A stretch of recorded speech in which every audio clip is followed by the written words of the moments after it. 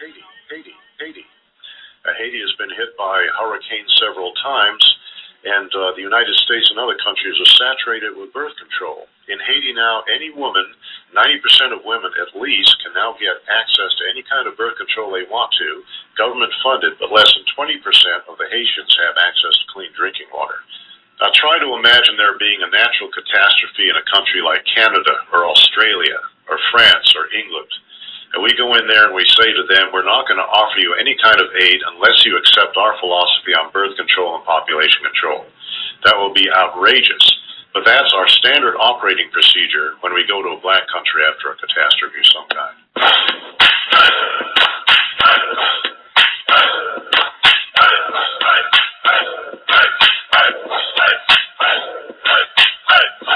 Haitians faced with annihilation. No negotiating murder car cases. I'ma get it.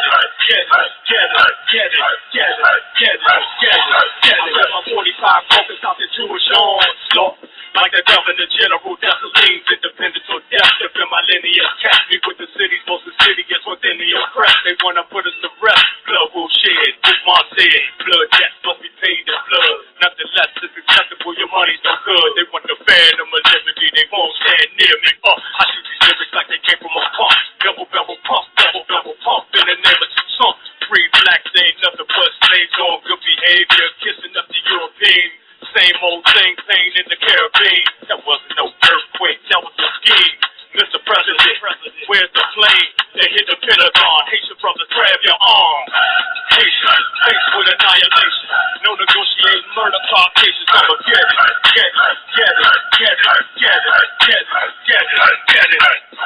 Haitians, faced with annihilation. No negotiating murder car cases. I'ma get it. You cannot believe that we are going to treat people in a foreign country like this and not treat our own population of African Americans the same way. My ancestors woke me up this morning. They said, son, you do know what time it is, don't you? I said, what time is that? They said it's wartime, so welcome to the war front. Thank you for tuning in, brothers and sisters. We are glad you're out there with us. Look, you've been calling on it. You've been asking for it. You've been fighting me on it. When we had the original War on the Horizon show on WOL, everybody's favorite show. When are you going to get Umar Johnson back? When are you going to bring Umar? Man, Umar Johnson is dropping the bombs. I'm like, hold up. What about the Irritated Genie? Y'all ain't want to hear from the Irritated Genie. Y'all say Umar Johnson.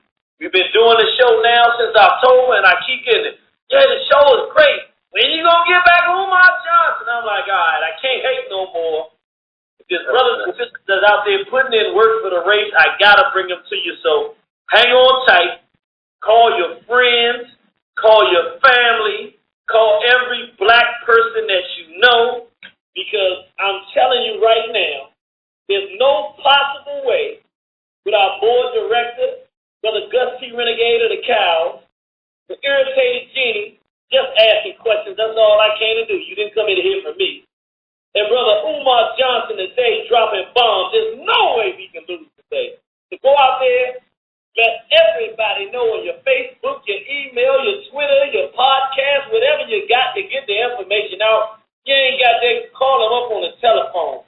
You don't got a telephone, go next door and knock on the door and tell them, look, you got to turn on the radio. Tune in to WarOnTheHorizon.com because it's about to go down. That's what we're talking about. So I'm going to make a few announcements, and then I ain't going to hold y'all up because, again, y'all didn't come here to hear me. I know. We got Umar on the line, and we don't know how long we're going to keep him. So we got to get into the grind right off the top. So let me first want to thank brothers and sisters who've been contributing, and I just want to go through the list of names. And until we get so many names, it's just too many to go, we're going to do it every show. So we want to thank Brother Marcus out of D.C., Mama Suzette out of Philadelphia, Brother Shaquan Tyreek, longtime supporter, Sister Natasha, our very own, 3 anonymous donors who didn't want to be mentioned by name but are supporting our efforts to bring Brothers Keeper and that play into Washington, D.C., and I'm sure Brother Umar, when we bring him on, he'll be able to talk to you because he was there in Philadelphia supporting the play that we did, 1831 Turner Street, done by children of Southampton and executed by Brother Keeper. He could tell you, ain't nothing like it you done seen. Our brother Al-Chebulon out of Virginia. Our brother Lloyd Marshall out of San Pablo, California. So we got brothers and sisters on the west side contributing. Mama Suzette again in Philly. She done it twice and gave twice. We got to say her name twice. Don't get mad at me. Just give a little bit more than you've been given. We'll mention you a second time too. Sister Paula out of Newark, New Jersey, and Sister Olivia out of New Jersey as well. We want to thank you all for donating. You are making it possible for us to have a very, very outstanding and successful 1831 Turner Street play, Brother's Keeper, one of the most timely productions by black people that you could possibly have, with all of the situations and conditions that we as African people in this country are dealing with. It's right on time. You don't want to miss it. It's a play for your friends and family, long as they black. So thank you for contributing. You can go to warnhorizon.com and donate button there. And look, don't be shy. You can give as much as you can give. We're trying to raise $10,000 before the play, because it's going to cost us $20,000 to actually get it done. And so far, we've raised $510. So we want to thank you, brothers and sisters, for all of your contributions, and we appreciate all that you're doing to help us get this accomplished. With that said, brothers and sisters, want to say thank you to all of the supporters who've been listening and tuning in. We've had some fantastic and outstanding shows. Want to say thank you to all of our hosts for the great work they're doing. Want to say a special thank you to Sister Nefertari. She's really been knocking things out of the park recently. She brought a brother from England who's been fighting this black degeneracy movement in England, Brother Omawale Rupert, to the table so we can listen to what's going on with our brothers and sisters abroad. And this week she gave us a very, very detailed explanation and comparison of what is happening with black politicians, what happened in the 1860s after Reconstruction, and the parallel of what's going on now with the black politicians being assaulted, because obviously there's some kind of pending strong, hostile, white racist aggression that they're preparing for. And in order to do it, they think it's good business to get rid of every black politician, whether they any good or not. Any one of them that thinks that they black, they get rid of them. So she really broke that down on Sunday. And from what I understand, she's going to be doing some more shows on what is happening, the political climate of America, what the white agenda is, and what the Europeans intend to do with our people. I want to thank everybody involved in the War on the Horizon, all of the team members, everybody for their contributions. And I want to thank you for listening, brothers and sisters. Now, we had a goal. We wanted to have 300. Well, basically, we wanted to grow out of our numbers for listenership on our station by the end of this year. And we have not gotten there yet. So what I want you to do, brothers and sisters, this show is going to be off the chain. I'm telling you that right now. So go ahead and call everybody you know and tell them to listen. But I want everybody to have a goal. I want you to get one person per week to listen to the War on the Horizon radio station live, 7 to 9 p.m. One person a week. We send out the emails. You can always go to warnhorizon.com and look at the radio schedule and see what we have scheduled and see which show you think you'd be most interested in on the live shows. But make it your goal to get one listener per week. And if all of our brothers and sisters out there that are listening, whether you're listening on the cows, whether you're listening on warnhorizon.com directly, whether you listen by telephone or free conference call HD.com, make it your business to get one person per week for the rest of the year, and hopefully we can reach our numbers of listenership that we're trying to get. We want this going out to millions of people throughout the world. Now, I get to stop talking, because I got to get all my stuff out now, because I'm telling you, once this brother comes in the game, Jenny don't really got much more to say. The brother's a baller. He's a brother who is a major contributor to the intellectual capital of our people. He's not just out there mouth farting, talking about what the problem is. He is a clinical psychologist, a child psychologist that can help determine whether or not our children, particularly our boys, are being properly diagnosed as having some mental deficiency, or if they're being improperly diagnosed and done so for very negative genocidal reasons. He's a brother who is a Pan-Africanist, who has been on the forefront of educating our people and working on behalf of our people for quite some time. Many of you, if you go into our archives, go into our War on Horizon site and go into the event schedule, it will tell you we did a show last year. People still are raving about it. The Umar Johnson show on the War on Horizon show, where he breaks down everything about psychotropic drugs, what they are, how they're attacking our people, and what you can do to save your sons from being misproperly diagnosed as having some mental deficiency and thus destroying their future. So, brothers and sisters, we want you to go on there, look for the time and place, listen to that show because it's critical. Because we only going to touch on the psychotropic drugs today, but today we're going to let Brother Umar Johnson tell us about everything that's going on. We're going to dive into it and talk about a myriad of things that are going on with black people so you can see this brother stretch out and give us his wisdom and his insight on what's going on with the black community. Without any further ado, I want to start the show. Brother Umar, I want you to introduce yourself, give everybody your name and number, and tell them what you do. Indeed. Race first. First, I want to thank the Irritated Genie for bringing me back to War on the Horizon. When I join the show, when I come to actually converse and share information, I never take it for granted. But first, I want to thank you, brother, for the invitation. I also want to send peace and blessings out to Brother Gus, who I believe is also joining us. I've been on his show, Concept of White Supremacy, a few times and enjoyed myself there as well. So I just first want to commend you two brothers for the excellent work that you do and hope that you continue to do that. For your listeners who are joining us for the first time, allow me to introduce myself, and I am Brother Umar Abdullah Johnson. By training, I am a nationally certified school psychologist as well as an educator and a political scientist.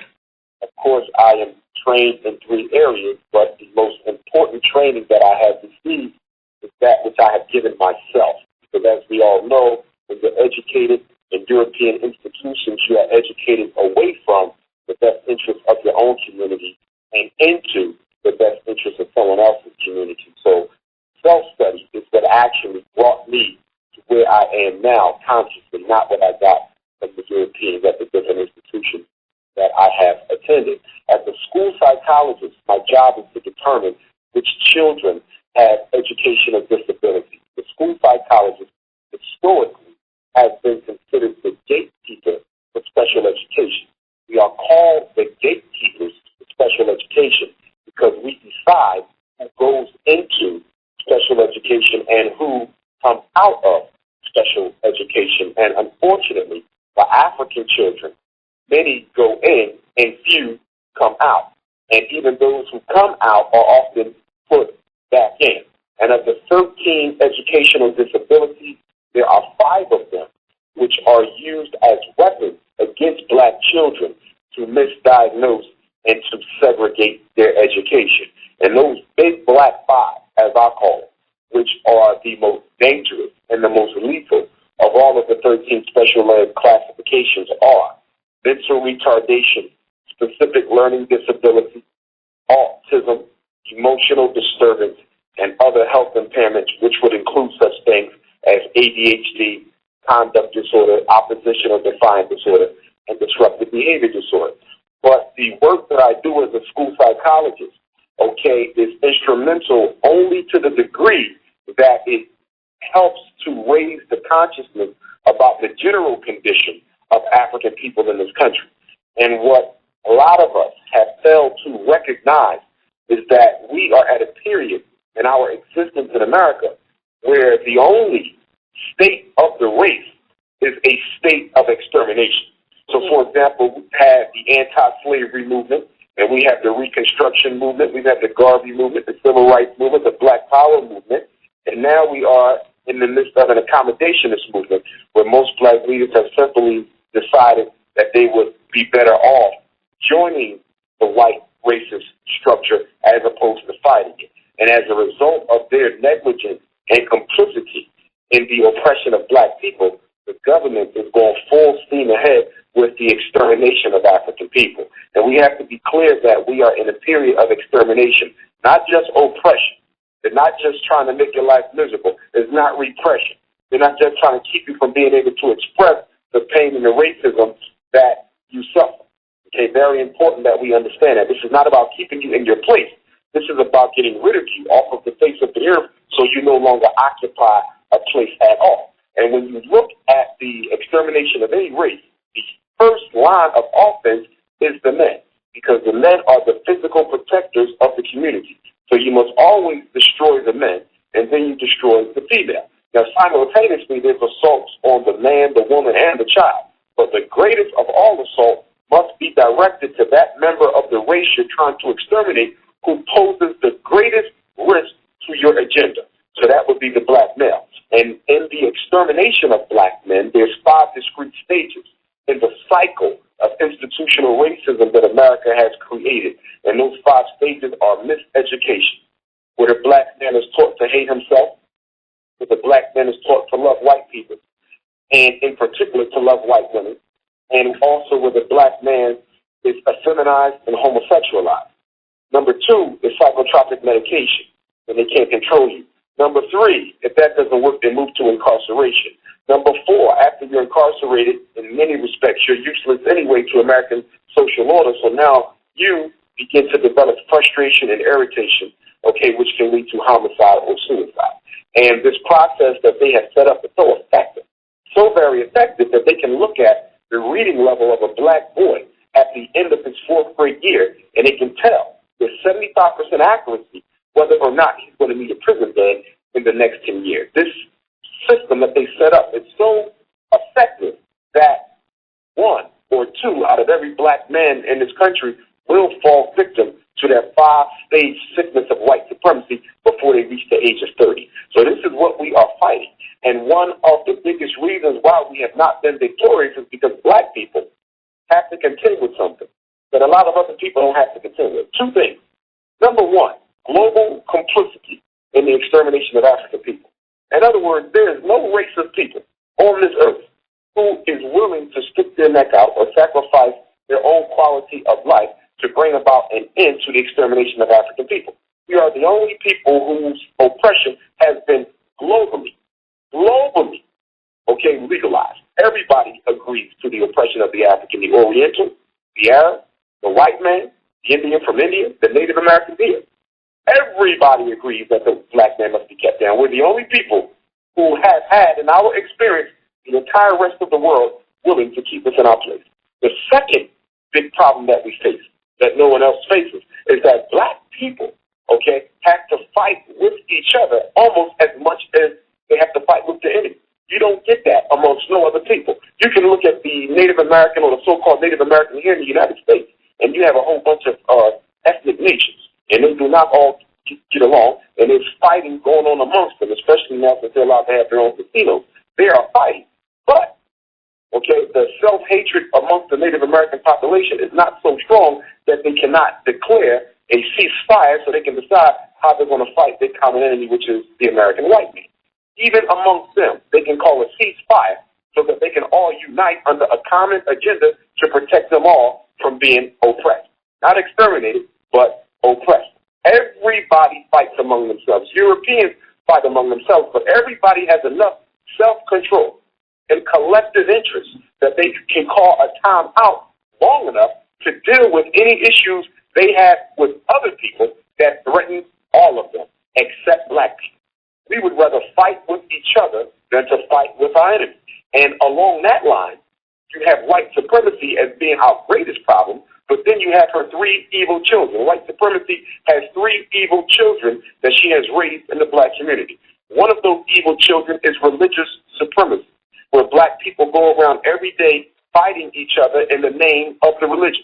Religious supremacy is a big issue and one of the main reasons why we can't unite, because there's people who are Christians, or people who are Muslims, or people who are Hebrews, or people who are Moors, or people who are Yoruba, or Dogon, Dagara, Kemetic, whatever system they follow, Roman Catholic, Buddhist, whatever they follow, believing that their particular religious or spiritual system is better than somebody else's. And they raise their children to believe that they should not socialize, that they should not cohabitate, that they should not spend 1 second, okay, in the immediate atmosphere of anybody who does not believe in their same God concept in historical fable. So we got religious supremacy, which is a big problem. And next, we have light skin supremacy, which is a big problem. And light skin supremacy, one of the evil children of white supremacy, is based on a color hierarchy that says if you are lighter and brighter, then you must necessarily be better. And unfortunately, you have a lot of black people who ascribe to light skin supremacy. Now, you do not have to be light-skinned to be a light-skinned supremacist. I know a lot of blue, black, purple, black people who don't want to see anything around them that is not lighter than a brown paper bag. So I want to be clear, you can be a light-skinned supremacist without being light-skinned, just like you can be light-skinned and not be a light-skinned supremacist. And then in the third wicked child of white supremacy, that third demon is homosexual supremacy. And homosexual supremacy is, again, a social-economic system that is an outgrowth, a branch from the seed of white supremacy that basically is creating a new political order in the black community, whereas anybody, in particular males, any black male who wants to be a success in this so-called system, whether it be in higher education, whether it be in politics, whether it be in economics, whether it be in entertainment, whether it be in government, he is going to have to bend over and give another man his backside in order to be successful in this society. So you have white supremacy, light-skin supremacy, religious supremacy, and the worst of all, and the last branch to sprout out of that ugly tree, homosexual supremacy. All right, brother. Let me stop you right here. Whoa, man, that ain't an intro. Okay, all right. It happens every time you come on the show. We got to go back around because I want to do this one more time. Everybody, get your pen and paper out. This brother creates paradigms, and they're very useful paradigms. So we need to start using them to help crystallize the issues that our people are dealing with. So I'm going to go over them again, brother. Make sure I got these right. First, we have 5 stages of black male annihilation. It was miseducation, psychotropic medication, incarceration, and what were number 4 and 5? Number 4 is frustration and isolation. That's 1. Okay, frustration. Number 5, yes, and isolation. And that's number 4. Number 5 is extermination, which normally is in the form of suicide or homicide. Okay, so let me go through it one more time. 5 stages of black male annihilation: miseducation, medication, incarceration, frustration and isolation, extermination. Then we have 2 major issues for African people worldwide. 1, global complicity, which means that everybody in the world has agreed that it's good business to exterminate black people and no one is going to step to our aid. And 2, black internal warfare, where we are more focused on fighting with each other, and the fight is so much greater than the internal fight that other people have that we have to fight with ourselves before we can fight with our natural enemy, the white race. Have I said those 2 things correctly so far? Yes, sir. All right, and then the last one was the 3 little children, or the 3 stepchildren of white supremacy. We got religious supremacy, where they got black folks fighting over somebody else's religious theories and ideas. We have light-skin supremacy, where no matter if you're light-skinned or dark-skinned, we got individuals in our own race that's fighting each other because they only want to take leadership or listen to or be around somebody that's light-skinned. And then the last one is, you say the most dangerous one that has just come out most recently, homosexual supremacy. Meaning, in order for you to make it as a black person and be accepted under the system of racial and white supremacy, you got to bend over and give yourself to the European. Yes, indeed. All right. So, okay, we got that down. So here's my question. With this as a reality, and this is a reality, I don't think there's anything that anybody can say to dispute what you said here. What would you say would be the first step for an everyday black person who's coming in, they hear this information, they start learning what's going on, and they say, this brother is correct. I see what he's saying. What do that person do? What does a group do? Where do we begin to try to resolve this issue? Number 1, whenever you look at any group of people who attempts to salvage themselves and resurrect and regenerate themselves culturally, 2 things must always take place. They must be synonymous, they must be ongoing, they must be progressive. There must always be education and institutionalization. You have to have education, because without consciousness, people don't even know why there's a need to even organize or develop anything other than what white supremacy has given them. So you have to have education. One of the biggest problems we have is that about 3/4 of the entire African population in this country are walking around dumb, deaf, and blind. Okay, so we have to have the education. The other part, institutionalization, is a greater issue. Why? Because there is no serious movement by black leadership anywhere in America to institutionalize the processes and systems that are most necessary for our regeneration.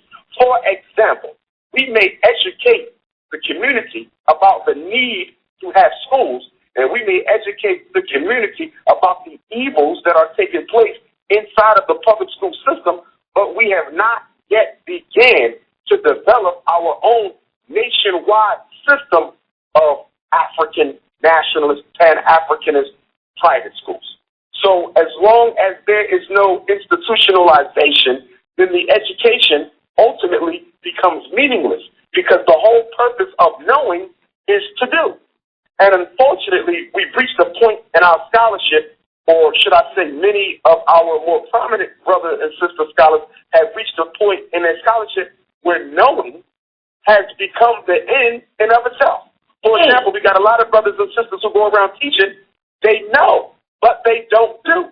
For example, if I continue to talk about the evils of education without trying to build an institution myself, which is what I'm in the process of doing now, then my knowing was in vain, because all knowledge should lead to action.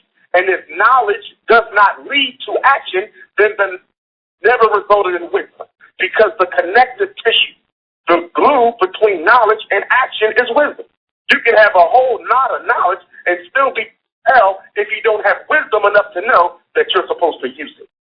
So the education taking place simultaneously with the institutionalization and the lack of institutions, the lack of systems and processes in the black community that are necessary for us to be proactionary as opposed to reactionary is simply not there.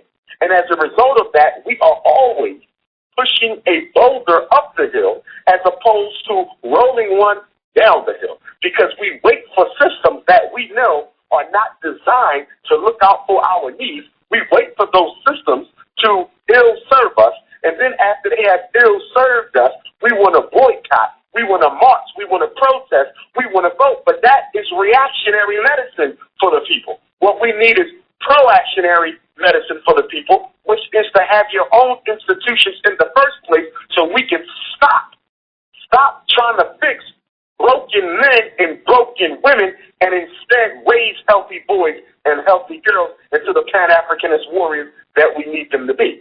But there's a third piece that is unique to African people. So you have education and you have institutionalization. That's common to all groups of people who are trying to revolutionize their existence. But with the African, there's a precept. And that precept is what? We have to uncondition the menticide and the centuries of self-hate that all of us have buried deep down in our unconscious. So in other words, before you can even talk education with black people, before you can even talk institutions with black people, you have to uncondition the self-hatred. See, what people fail to realize is if you gave black people their own schools today, or if we built our own schools today, if we had our own processes and systems in place, we could still corrupt or sabotage those institutions because we had a button in our subconscious that white folks can step out and push, and it is called the self-destruction button. And sometimes you might be in the middle of a meeting and somebody's self-destruction button get pushed, and all of a sudden they want to destroy your meeting, or they want to destroy your event, or they want to shoot the windows out of the newly created black grocery store. So my point is we have to eliminate the self-hatred, because as long as the self-hatred remains, you can eliminate white supremacy, you can regenerate Africa, and in 50 years, the white people will be back in charge because the self-hating Negroes will kill each other and go find a white man to bring back and put in control. Woo! We will go get them. Remember Dr. Carter G. Woodson said that if you teach a man what to think, and if you train him that he's nothing, if there is no back door, he will make one. It doesn't even have to be there. You don't even have to give him permission. If there's no back door, he will make one because he has been conditioned to believe that he was absolutely nothing. And since black people have been conditioned to believe that we do not have a right to self-rule, black people all across the world have one thing in common, and that one thing is we do not believe that we have a right to self-government. And because we don't believe we have a right to self-government, there's no way we can believe that we will do well if we obtain self-government. So the minute you have a self-governing community of black people, some mental-sided sick Negro, is going to destroy it automatically and go and find his master and put his master right back in his proper place. Because you can take the slave out of slavery all you want, but until the slave takes slavery out of himself, he will never get free. And that is why before we have an economic revolution, before we have a political revolution, before we have an educational revolution, we must first have a psychological revolution. If you do not change the way that black people fundamentally think about themselves and each other, I don't care what type of structure you create in the external world, as long as the internal world is filled with pain and strife and collective self-hatred, it will bust out of the souls of black people, tear down all the progress, and give it all back to the white man. Brother, wow. I'll tell you what I want to do right here. I want to, and in the second half of the show, we're going to take some questions because I know that the lines are just, I know you got the lines lit up right now, but I think a lot of people are probably doing like me. They're listening because this is something that needs to be listened to. It's clear that you have a lot of the answers that our people need. And the second part of my question, I'm going to start going into why people like yourself are not just prominent all throughout the country. But before I do that, and I want you to be really honest with this, brother, because and I don't think that the sister will be offended by this if it's not as positive as I would think it is. But I think we need to start doing self-assessment. And I'm going to ask you a question because you laid so many things on the table that honestly, I've done a lot of teaching in my years, but I've never felt that I have properly institutionalized anything. I'm going to ask you a question because you were there, and I want you to give your honest assessment of what it was and how you think it could be better, or how does it fit into where you say we need to institutionalize. Sister Nefertari out of the Children of Southampton, out of Philadelphia, Pennsylvania, has done so far and this was in my estimation, two of the best, for lack of a better term, African nationalist celebrations I've ever seen. The Nat Turner Day weekend 1 and 2. And originally, when she asked to come speak about Nat Turner, I thought this was a great opportunity. I thought of it as a basic lecture. Same kind of typical standard thing that you won't normally see. But when I got there and participated, and saw all these different people, I think that's where I actually, for the first time, heard you, brother, do a lecture. And I looked at everything that was going on around and seeing everything. I was like, wow, this is more than just some people getting together. And I didn't have words for what I was seeing and feeling, but I think it is moving in the direction of what you're talking about, taking education and doing something else with it, creating something that's institutionalization. In relation to what we have today, like you said, we don't have a lot of institutionalization. How would you rank that Nat Turner Day weekend in going in the direction of institutionalization? And what do you think it could be done better or more to push in that type of direction? Or am I totally off base with what I'm thinking here now? Am I misunderstanding what institutionalization is? No, I think that you're on point. And actually, I would start my answer with the quote that's common that most of us know and heard, and it has been restated by several different black scholars and leaders throughout time, and that is that revolution is a process and not an event. Revolution is a process and not an event. It includes events because you have to have highlighting moments where all of the consciousness and energy is brought together in one collective. So what happens with the Nat Turner insurrection event in Sister Nefertari is on point, and she's only been doing it 2 years, and she's come a long way already. So I would say that that is in the process of being turned into an institution. But in order for something to become an institution, then it must function year-round. Now, she has a radio show and some of the other events that she's doing. So it looks like she's well on her way to institutionalizing the Nat Turner event. But when something is fully institutionalized, which means it's an institution, it means that somebody can do what? Walk up to the door and knock on it any time of the day, 365 days a year, okay, and get an answer. Not to say that you're going to be there all day, but there's a physical location where they know that they can reach you at any and all times, and that there's always something going on to which they can immediately tap in for resources, education, or for whatever type of support that you are offering. So in keeping with an institution, once you have something that is year-round, that can always be accessed, that can always be identified and found if necessary, now you're talking about an institution. And then once you have that institution already set up, now it's just a process of refining it to make sure it is qualitative. Because just like you have to build institutions, sometimes you got to tear some down. For example, we have a lot of mosques and churches that have to be torn down because they're of no qualitative benefit to the people. But to make a long story short, it has to be put into a building. It must be a physical structure. And the reason why it must be a physical structure is because whenever the system or the process is institutionalized, when it's put into a building format, it is difficult for someone who comes after you to take it away from its original purpose. See, one of the things we start to realize is when you don't fully institutionalize something, the minute you die, the minute you are gone, somebody else can pick up your idea and turn it into something else because you didn't fully institutionalize it.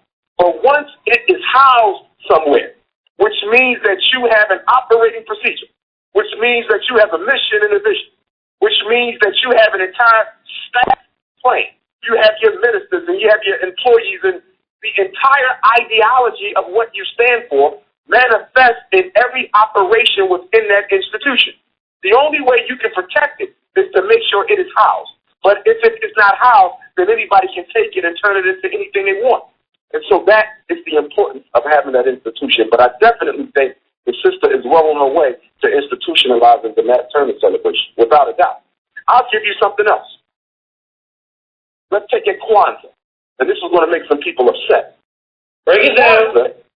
Kwanzaa, the celebration of Kwanzaa, cultural nationalism, and I'm not a cultural nationalist. I'm a Pan-African nationalist. Cultural nationalism did not institutionalize Kwanzaa.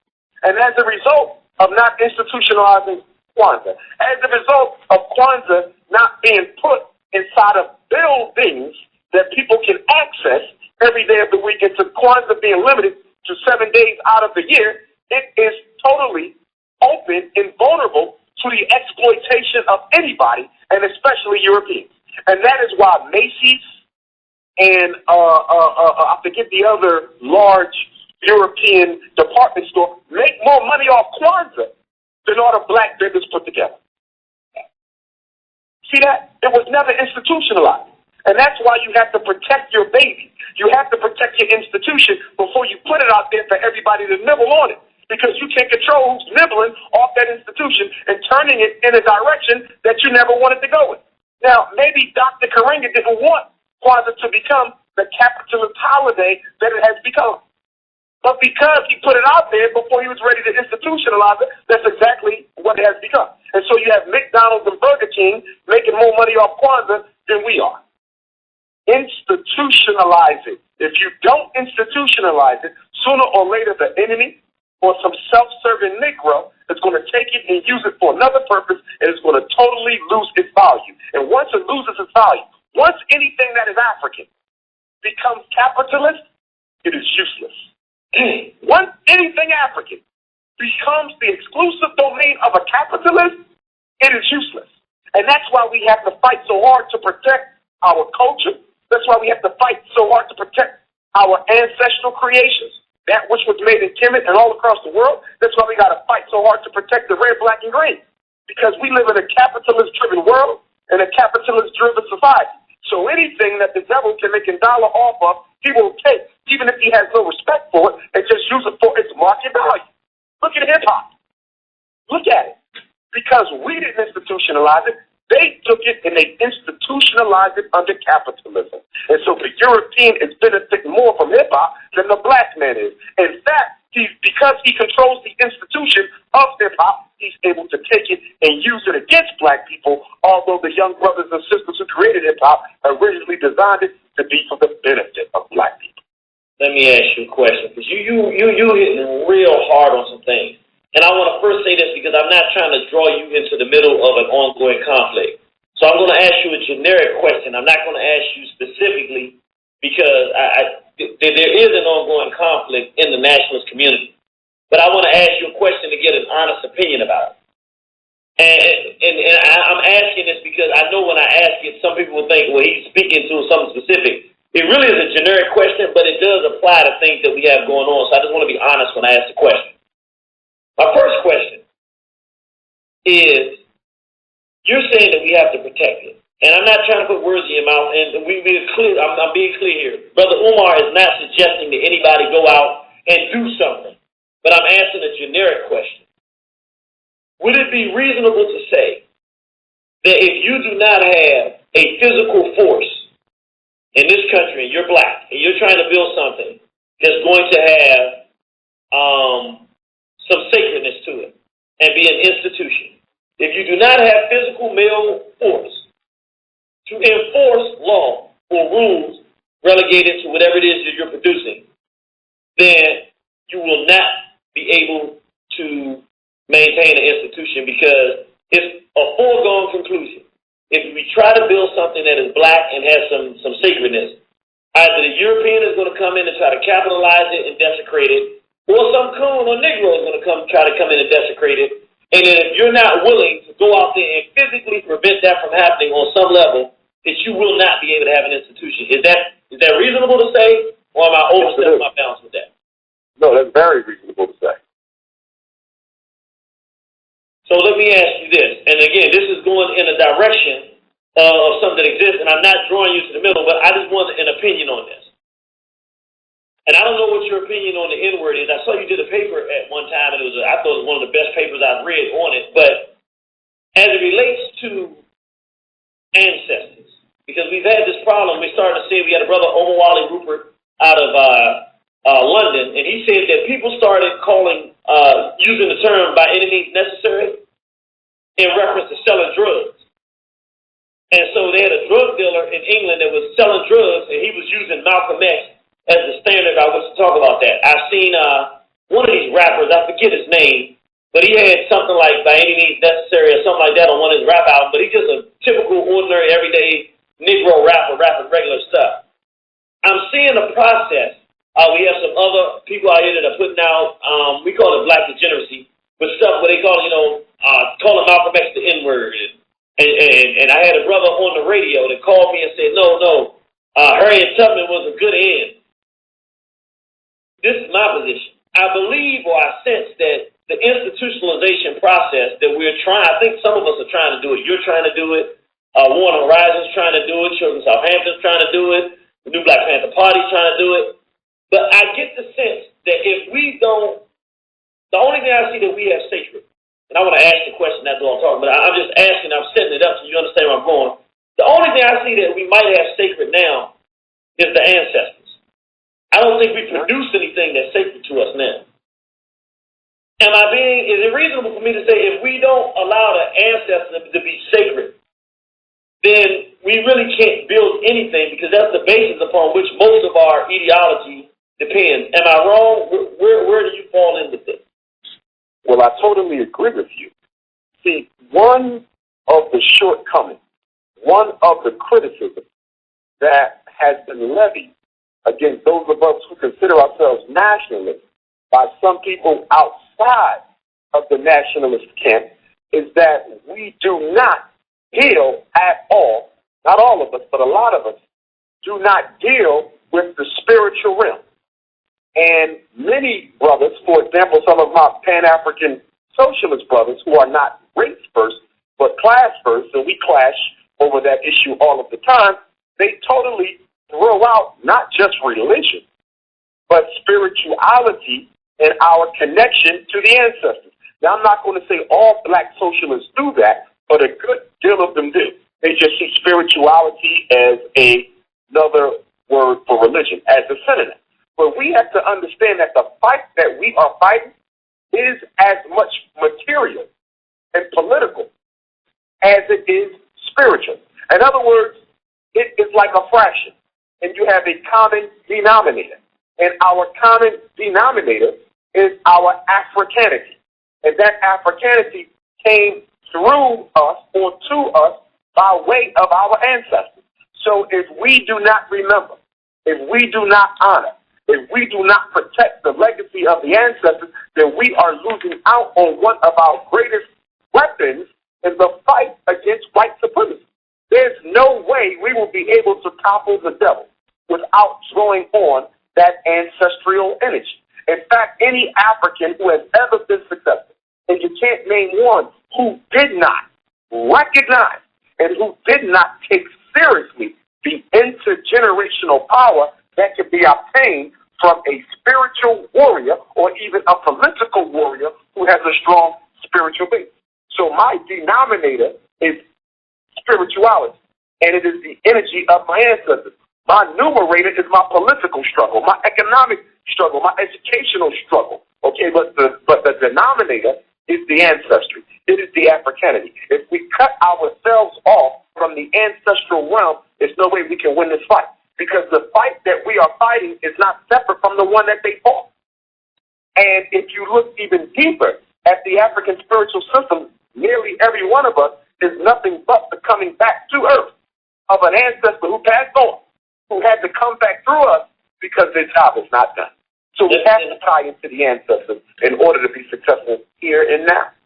Let me ask you this, because I think this is so relevant, because unlike most of us, you are the direct descendant of a black person who fought diligently against the institution of slavery, and it's well known. You are the great grandson of am I getting it correct, of Frederick Douglass? Yes.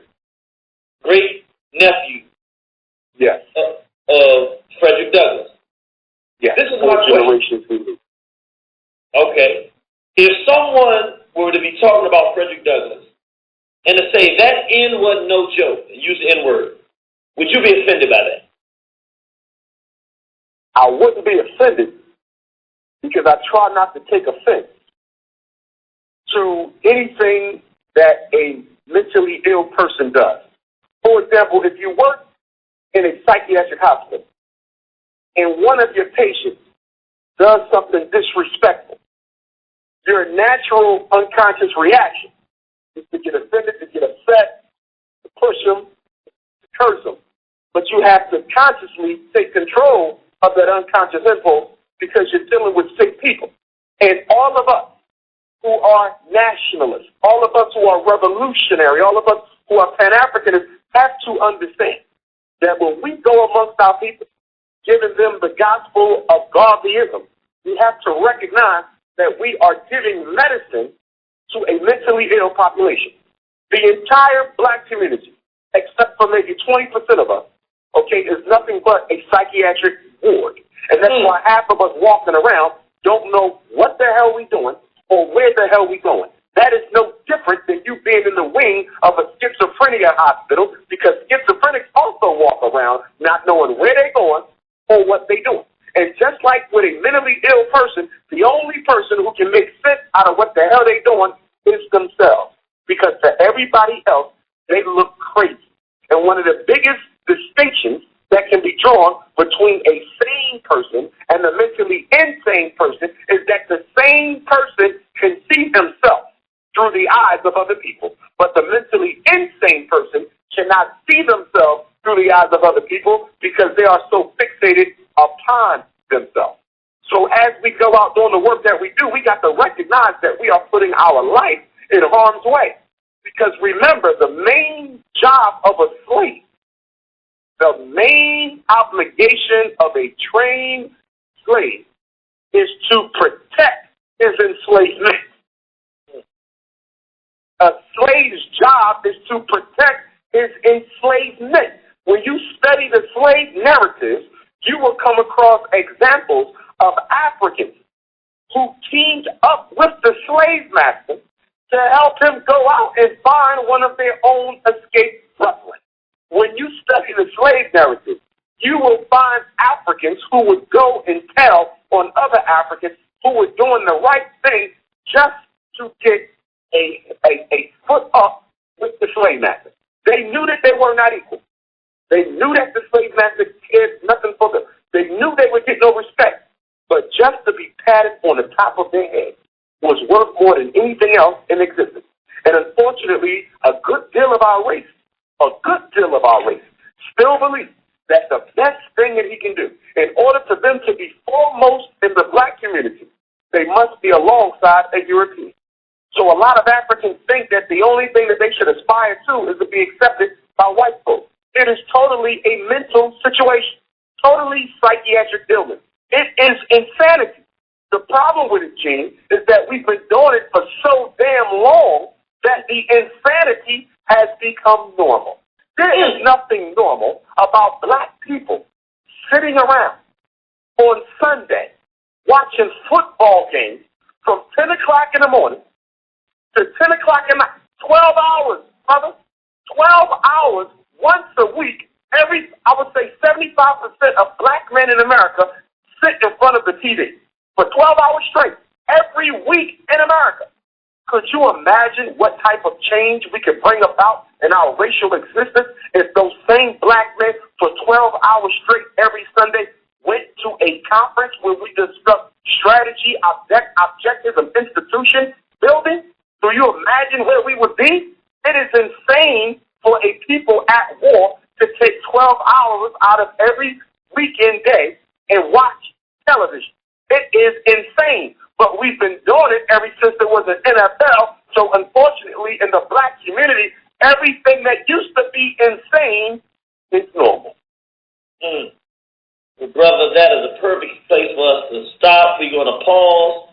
We're going to, you dropping the load. I told y'all, brothers and sisters, when Brother Umar Johnson comes to the plate, he's going to knock a home run in every single time. We're going to go to break, and when we come back, we're going to go to the phone lines and see what comments, what questions you have for this brother, and we're going to have a real exciting show. So hang on with us, brothers and sisters. War on the horizon.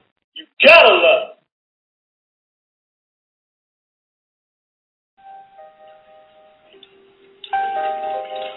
You know, nowadays it seems like there's a lot of bad things going on, and I guess a lot of it, from the way I see it,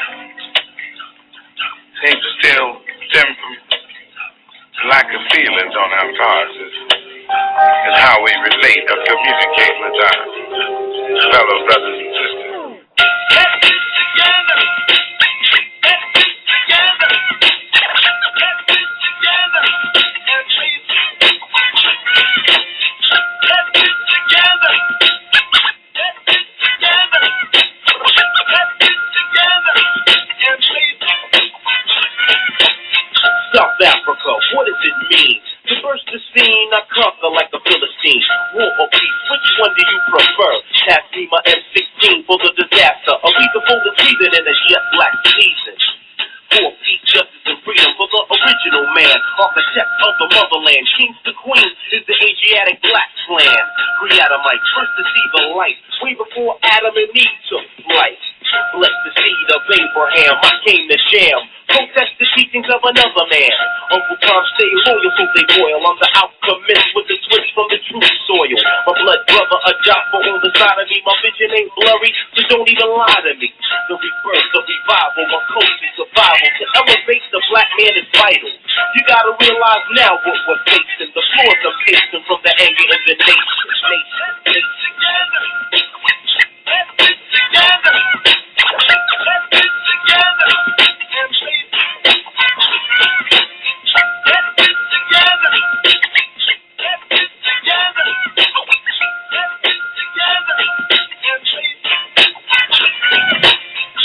situation from a darker view. Night and day, salt and pepper in the earthly stew. But the salt make it taste better, straight up superior. Therefore, the flavor of the pepper's inferior. Incorrect, though, giving some heartburn. Level of a devil, better wait your turn. And here is one recollection of imperfection. No one should be judged by complexion. Libraries, broken down as lies buried. To force their beliefs, the pilgrims all hurry. Television, still a live vision, a schism, negative realism.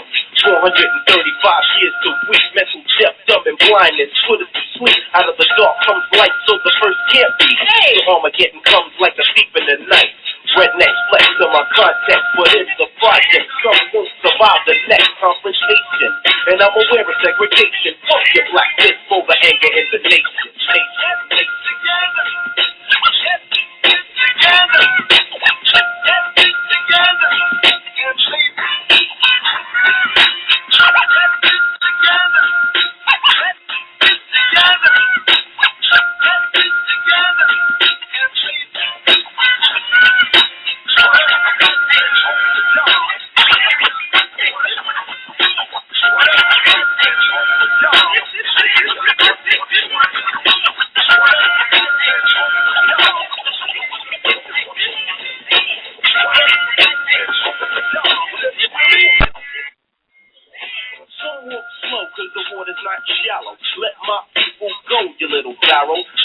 They word it, be observant. Stenhouse Negro, today civil servant. I wanna drop the bomb but remain calm. Storm like the power of the fruits of Islam. Black is beautiful, hot like fire. Guess how many times they thought they killed the Messiah? Malcolm X, Dr. King, let's sing. All around the world, let freedom ring. Reality is real, so how do you feel from being kings on a corner picking cotton in a field? Your slavery is lack of identity. One of the things that's not making you a friend of me. What's your cause? Ain't rationale, cause I made up my mind and never straight for bow. But teach my own the sound of black unity. Together we can rise and now's the opportunity. The Tuskegee experiment, indeed it was big. When they used the black man as a guinea pig. Animalism, pumped on a lower level. It can only be the works of the devil. And I'm telling you now, the frustration, the future's facing from the anger in the nation.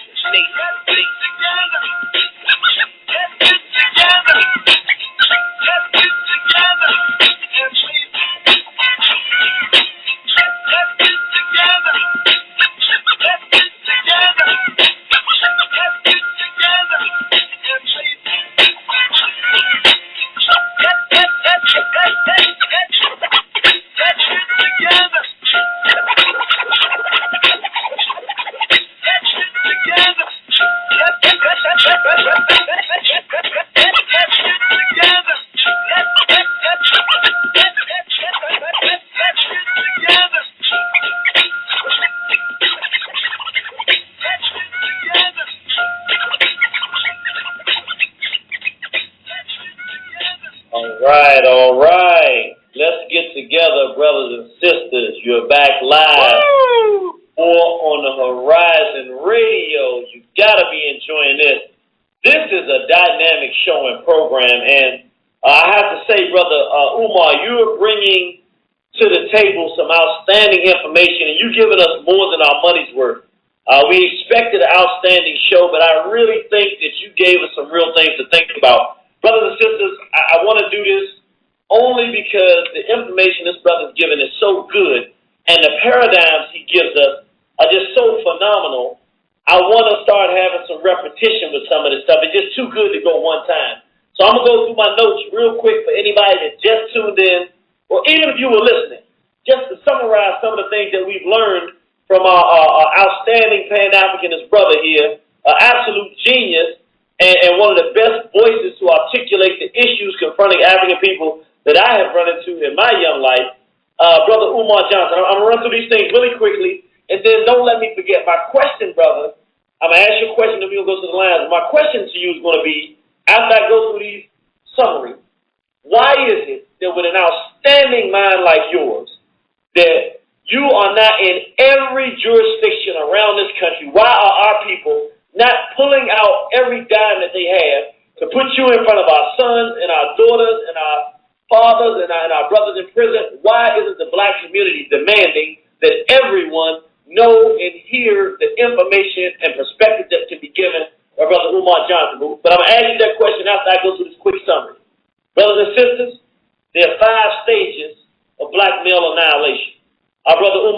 is one. It's miseducation. That's where it starts. After that, psychotropic medication. They medicate our children. Ritalin and things of that nature. Number 3, incarceration. Number 4, frustration and isolation. Brother been locked up, doesn't know what he's going to do, where he's going to get a job. And number 5, so he goes out and gets into selling drugs or violent extermination. Secondly, the brother told us that there were 2 major issues for African people. Though we have any number of issues, he did 2 main concerns for the survival of our race. Listen to this. 1, global complicity, meaning every other race has agreed to some degree that it is good business to exterminate African people, and that there's no one that's going to come directly to our assistance. Even if we can have some strategic alliance, it'll only be based upon the fact that there's something happening to them. None of them have a desire to come and help black people. And number 2, black internal warfare. We're fighting amongst each other, and our fight with each other is so much magnified above and beyond other races that it makes it difficult, sometimes next to impossible, for us to get a real good shot in on our white enemies and other enemies that we have on this planet.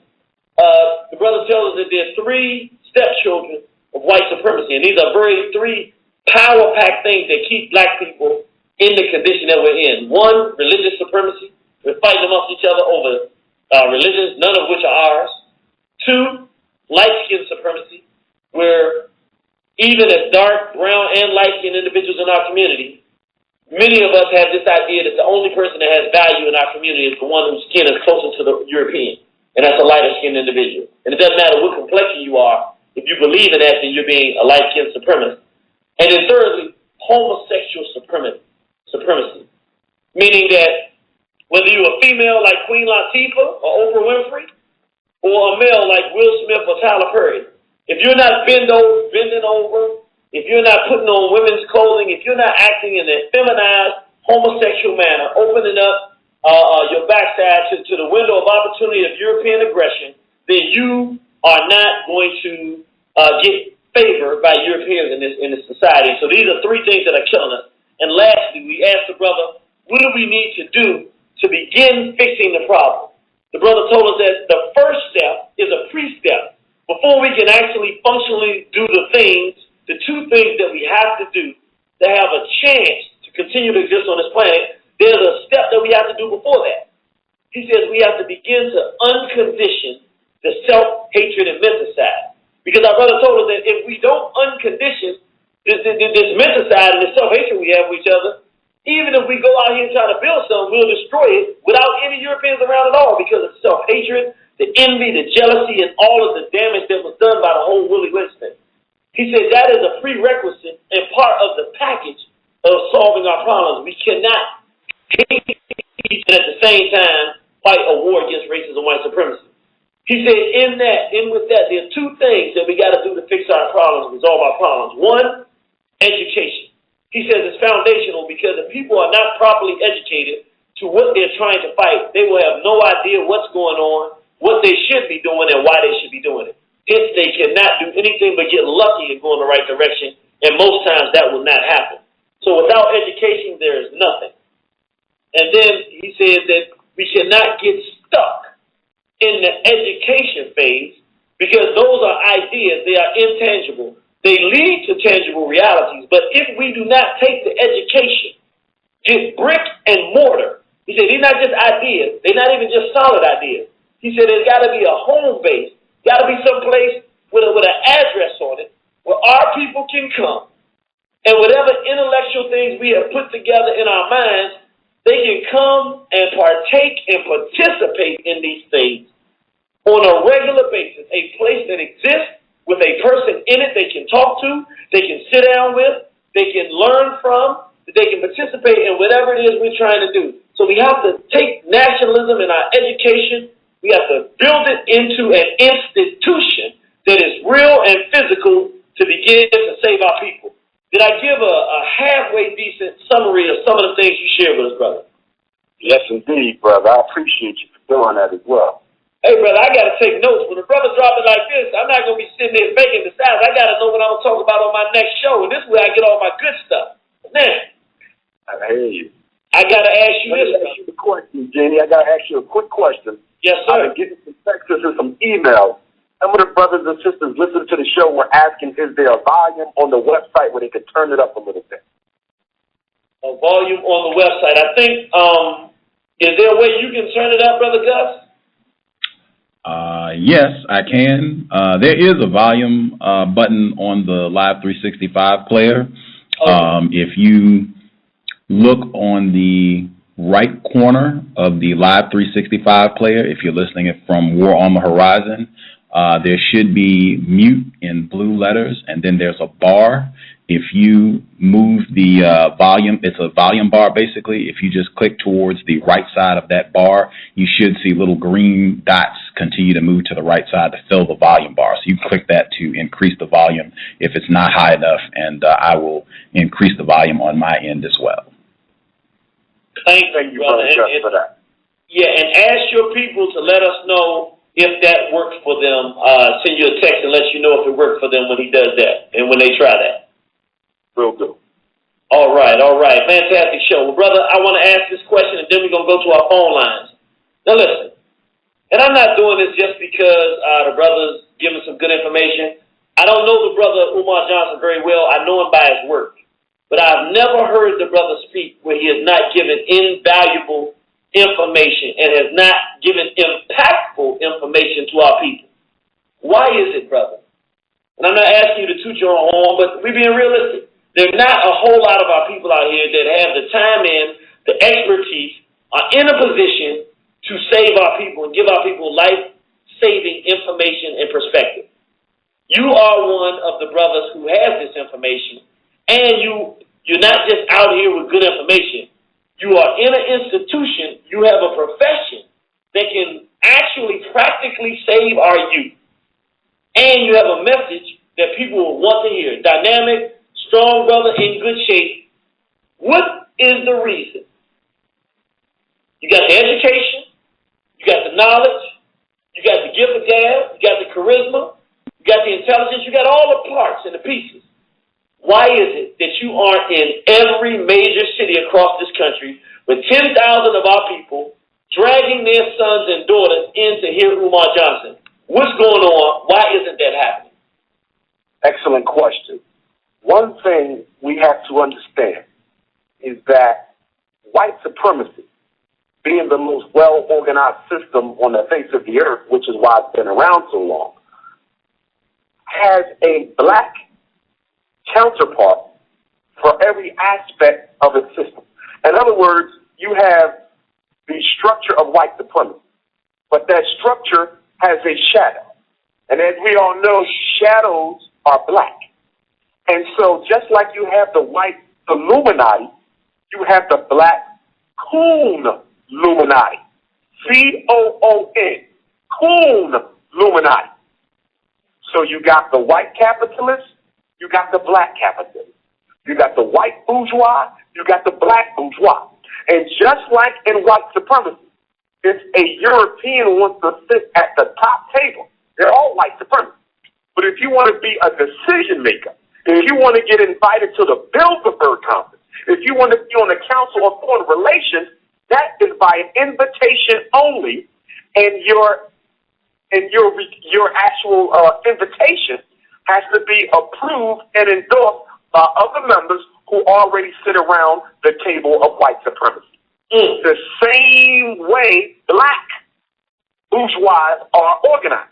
The Coon Illuminati's job in serving white supremacy is to make sure that they don't invite anybody at the Coon Illuminati's table who does not represent the interests of white supremacy. So somebody like me, in order for me to get to that point where I'm put before all black people, that would mean that I would either have to bend over, become a Mason, or get involved in some other sort of Coon Illuminati activity that would automatically bring me to their table, which now means I am safe and acceptable to be used by white people for their purposes. See, the black Coon Illuminati serves the Illuminati, and they are allowed to stand on the necks of the masses of black people by keeping us in our place. I think Automatic said it best. He said, we don't really have black leaders. We have black brokers. Every time the masses swell up and get ready to confront the system, white supremacy, the Illuminati, dispatches members of the Coon Illuminati to Philadelphia, D.C., Baltimore, wherever the potential for black unrest looks like it's about to spark. They dispatch members of the Coon Illuminati to do what? Broker a deal.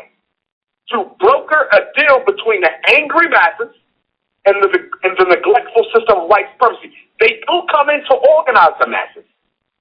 They don't come in to speak truth to power. They come in to do what?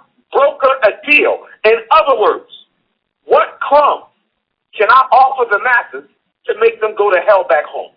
What empty dreams of hope can I promise black people to make them leave white people alone? If you think about it, Gene, if you think about it, Gus, when Hurricane Katrina hit, and we don't even have to say their names, but the Illuminati dispatched certain members of the Coon Illuminati on down there. And if our brother Malia Abu Jamal is successful in getting out of jail, and we're certainly going to fight and hope that he is, along with our Move 9 brothers, Marshall Eddie Conway, and everybody else, Russell Schultz, okay?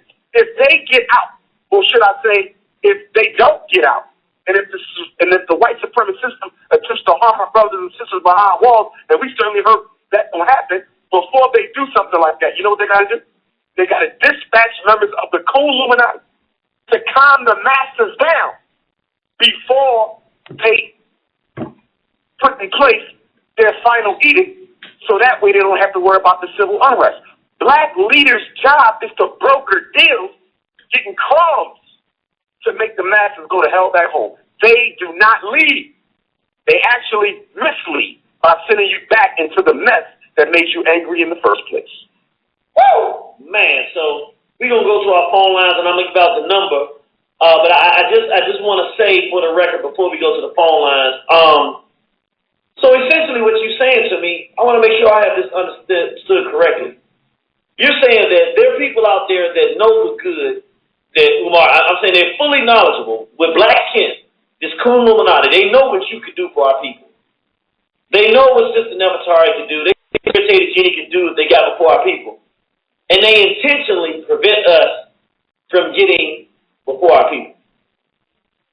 Exactly. Imagine a penny bank. Imagine you're using one of those large 10-gallon water tanks with the big bottle, but the skinny bottleneck.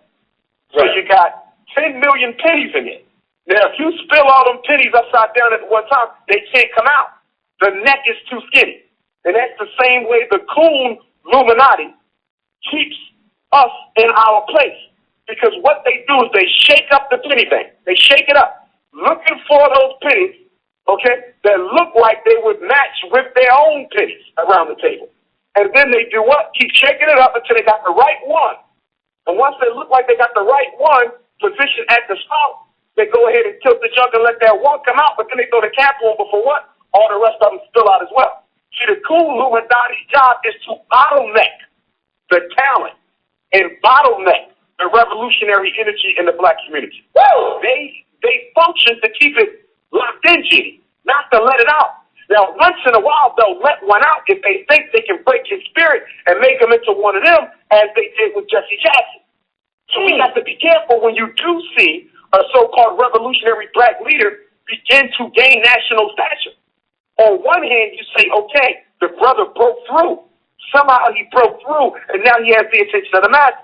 But in the back of your head, you also have to be cautious. Why? Because you know that him breaking through could have been conditional because they wanted to use him against the rest of the masses because he has their trust.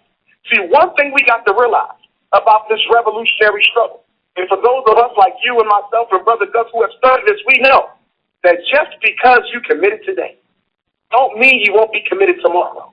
And just because you committed tomorrow don't mean you're going to be committed next year. And just because you were committed at 20 don't mean you're going to be committed at 40. And if you're committed at 40, it doesn't mean you're going to be committed at 60. And that is why in most revolutionary organizations, the general gets to a certain age, and then he joins the Council of Elders, and they then elect a young man to stand up and take his place. Why? Because youth, by nature, Genie, by nature, you and I are idealistic by nature. The youth want to change the world, and they are uncompromising. But the older you get, your ideological fervor turns into so-called realism. And once your ideological fervor turns into so-called realism, you start entertaining the possibility that maybe everything you fought for in your youth is not attainable. And once you get to that point, you start infecting the whole community, including the youth, with the belief that we can't get there. And that is why you got to sit your old ass down and put somebody young in your place, because if you die with your boots on, there's a high likelihood that you will die and sell out. Woo! Man, all right, we got to stop right here, because this brother, we'll sit here and listen for the next 2 hours. I'm going to give the number out, brothers and sisters. I'm going to give it out 3 times, so listen carefully. 760-569-7676, and the code is 948656. I'm going to give it out 2 more times. 760-569-7676. The participation code is 948656. Last time, 760-569-7676. The participation code is 948656. Brother Umar, do you mind if we go to the lines? No, sir. Please do. Let's do it. Person who called in, last 4 digits, 7555. 7555. Your line is open. Hey, how you doing, Black family? Greetings. Is that my brother Jeff? Yes, sir. Irritated Genie. How you doing, brother? This brother Jeff from D.C. Yes, sir. How you doing, brother? How you doing, brother? I'd like to say it's an honor to hear from your guest. I haven't heard a brother speak this good since the first time I heard you speak. And I believe you two brothers, man, is the two best black speakers I've heard since I've been born. I have a question and a comment for the speaker. If you don't mind, I'd like for you to keep my line open while I ask this question, if you don't mind, Brother Gus. Yes, sir. My first question is, brother, I'm going to tell you, too, I'm a little new with this, so this question I'm about to ask you, I should already know, but I'm just going to ask you anyway. Did blacks rule the world at any time, the whole world? Yes. At one point in time, our race, Africa, ruled the world, but they didn't rule it by force. And that is a distinction that we have to make clear. When Africa ruled the world, it was not in the domineering, egotistical, and arrogant manner in which the European does, where you simply go around the world and force everybody to bow down to your supremacy. Africa ruled because the rest of the world wanted to be ruled by Africa. Very important that we understand that. The Greek and Roman philosophers came willingly, and bowed down to the priests of the mystery systems. It's important that we recognize that prior to slavery, people came from all across the planet, every race, who willingly submitted themselves to the masters of ancient Africa. So it was a different type of rule. It was ruled by consent rather than ruled by force. But yes, we did rule.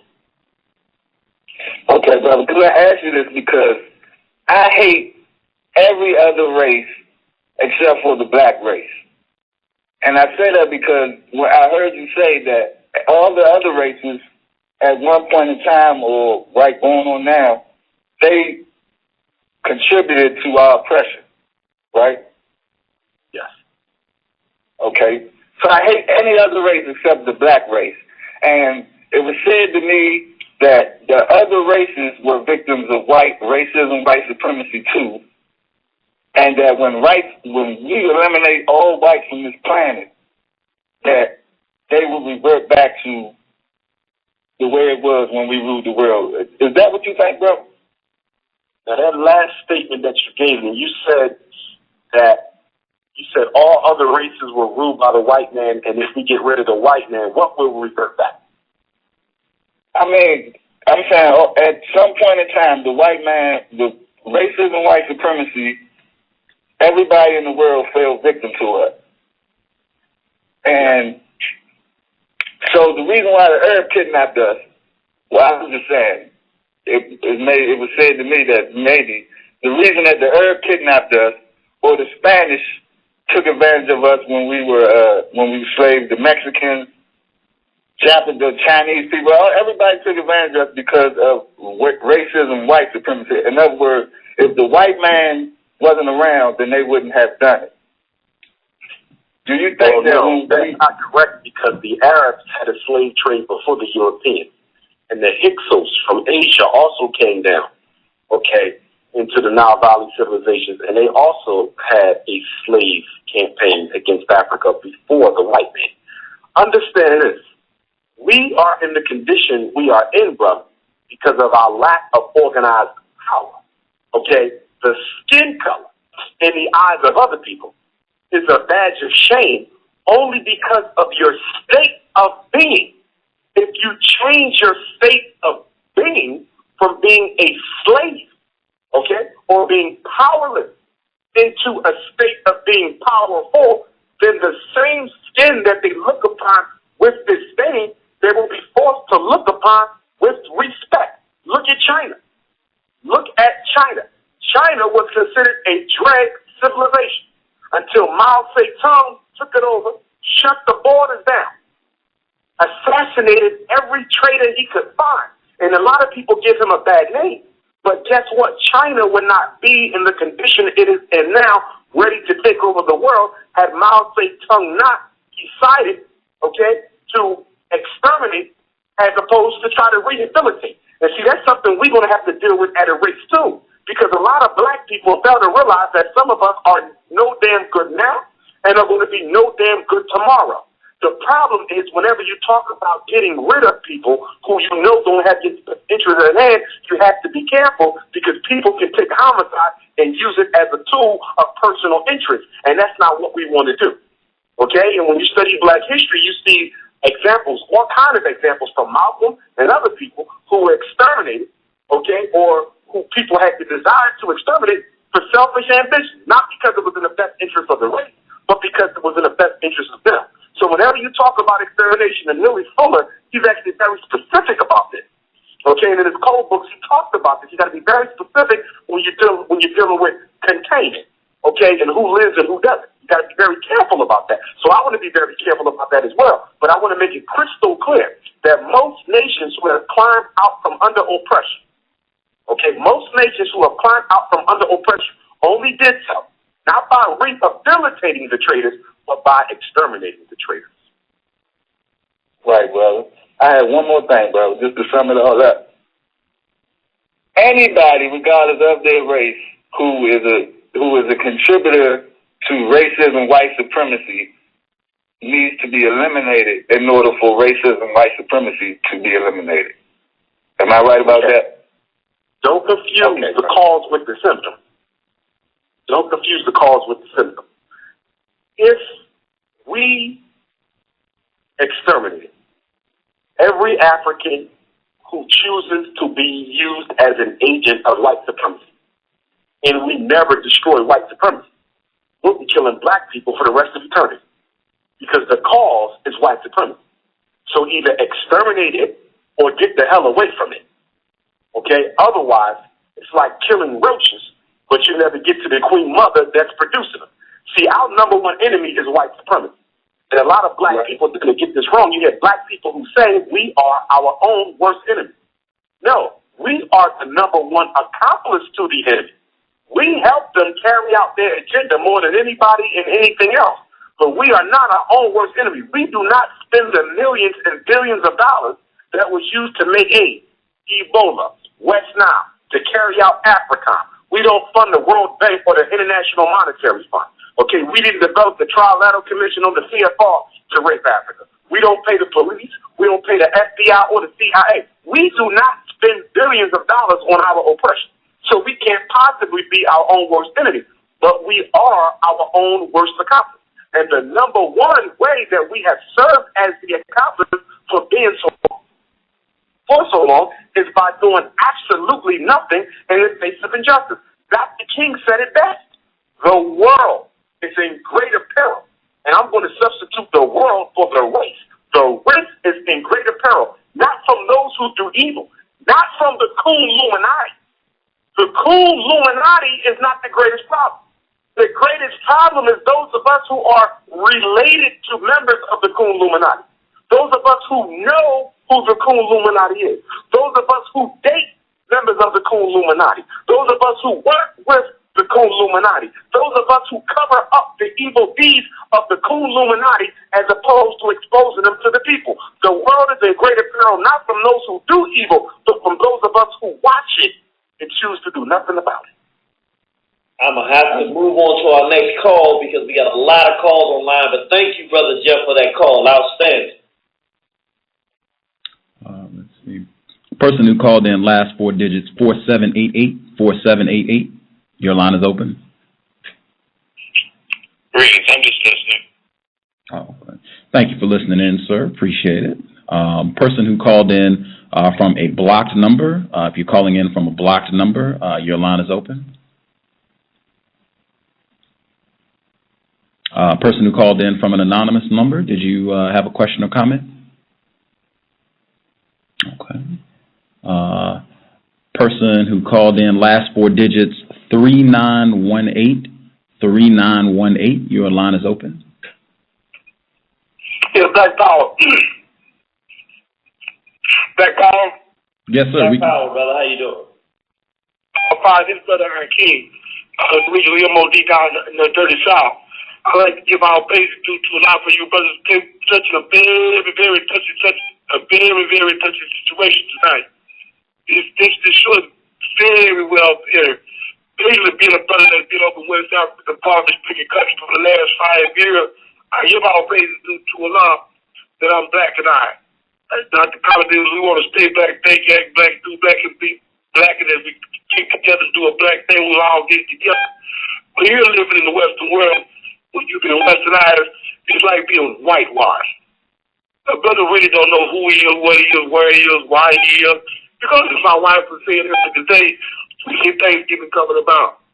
That Brother Colin would say, yeah, brother, the sister say, the brother would say in the video, he was talking to elaborate on the situation of Thanksgiving. The lady would say, oh, honey, it's Thanksgiving. And Brother Colin said, we were even going further to say we eat pork and pie. He said, we really been punked out. So we need to really get the back educational program pushing if you brothers are doing well. I'd like to give our praise to Allah for having our National Chief Staff, our National Chairman, Malik Zul-Shibaz, and Hashim Nazir, and the other brothers who are pushing the program because it's very important that we must enlighten the black man to stay black, be back, educate himself to the black and I. The program that you're pushing today is very enlightening. We just don't thank Almighty God enough. That brothers like yourself expounding, elaborating on keeping our people in the black theology and the black philosophy. Because here in the Western world, as a brother get an education, it's an incorrect education.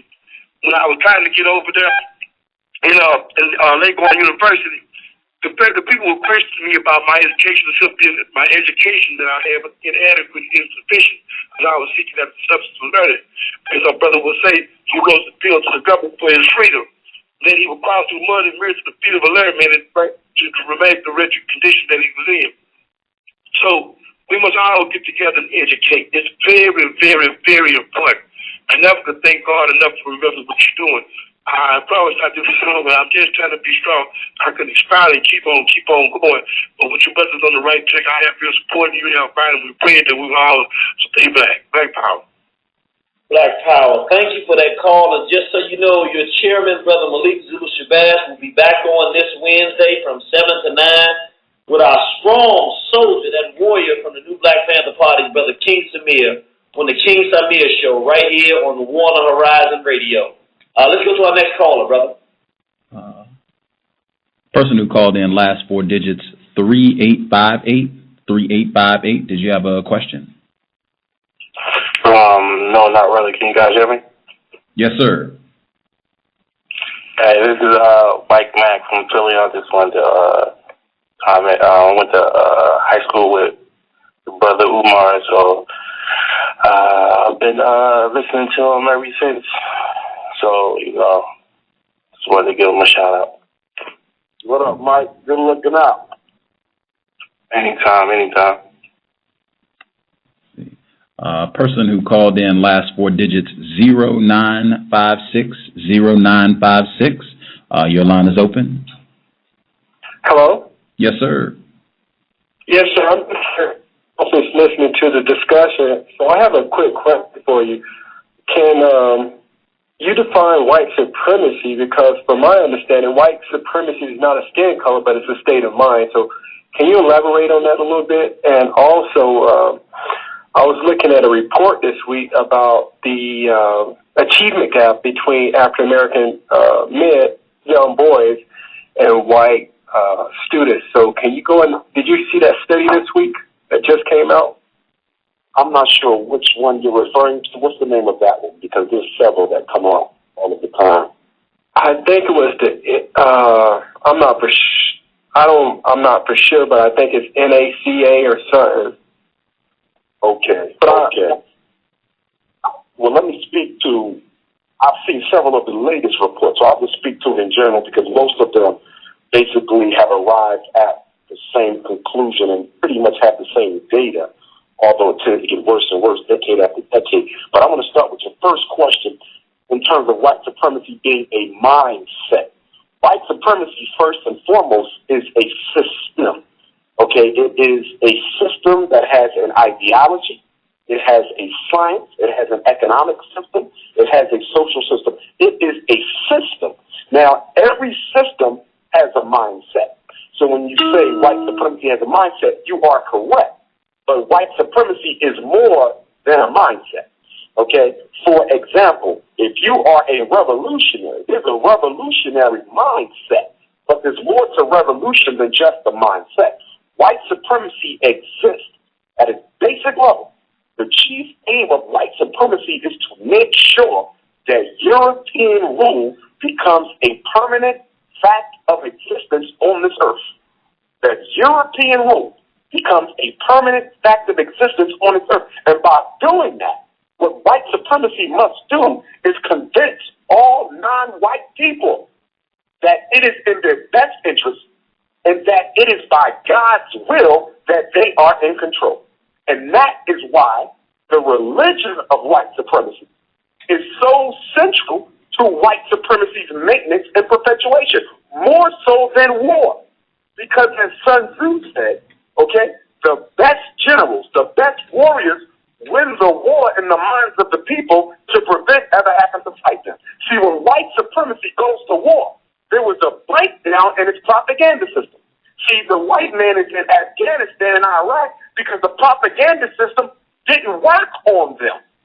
He doesn't have to go to war in Africa because the propaganda system works on us. He doesn't have to go to war with blacks in America because the propaganda system works on us. And he knows not to go to war with China because he would lose. So he's trying to come up with another strategy to bring down China. So it is a system. But we also have to understand that white culture, and this is something that a lot of black people don't want to deal with, and white folks don't want to accept. White culture, at its foundation, is based on white supremacy. In other words, you cannot separate white supremacy from white culture because culture is about the survival of a people, and white supremacy is about the survival of white folks. You cannot have white culture without white supremacy. How can you have a people without having a program that makes sure they exist? So you follow me on that, good brother? Now, in terms of the academics, I will go to the strongest report that came out this past August, the SHOT report on black male graduation rates nationally, which basically showed what we already knew, which is less than half of all black males gets a diploma in this country, that less than half of all the black boys in the fourth grade in fourth grade can't even read on a fourth grade level. And as I said earlier in the show, that is the statistic that most state Department of Corrections look at to determine how many new prisons and prison beds they're going to need. So if we look at the black male fourth grade reading rate in America, we can predict. And this is sad, brothers and sisters. This is very sad. But if we look at the fourth grade black male reading rate in America, we can say almost with a certainty, that about half of our boys in fourth grade, we're talking about 9-year-old children, will be in jail. How in the hell can we say that right now at 9 and they won't be 18 for another 9 years? It speaks to the power of white supremacy and our neglect of our own children. Again, it is a system. And what is the job of a system? A system is supposed to take raw material, okay, and transform that raw material into a finished product within a certain amount of time. Remember that. The job of a system is to take a raw material and transform it into a certain product within a certain amount of time. That's whether you're working on a computer, if you work at a food plant, if you work in a sneaker factory, all systems are supposed to be able to do what? Predict a certain outcome in a short time in history. And that's exactly what white supremacy is doing, and that's exactly what they're doing through the extermination model of black male extermination. They are able to predict with stunning accuracy what a black man is going to be doing, where he's going to be doing it by the time he gets 30 years old. And let me stop you here, brother. This is what we're going to have to do. We got a bunch of callers. Our lines are lit. I'm going to have to ask all my callers, if you have a comment, make it brief. I have to limit it to one comment, make it brief and be succinct. If you have a question, I'm going to have to limit you to one question. You ask your question, we're about to put you on hold. I hate to do it like this, but the brother has been so generous to give us his time. I don't want to try to... We can go, though, Jimmy. We can go. I mean, if you have the time, I'm good. We can go. All right, well, let's go ahead and hit the phones, ask your question, brothers and sisters, and let's get it going. Let's hit the phones, Brother Gus. Last four digits, 8869. 8869. Your line is open. Person who called in, 8869. Last four digits, 8869. Okay. Person who called in, last four digits, 9548. 9548.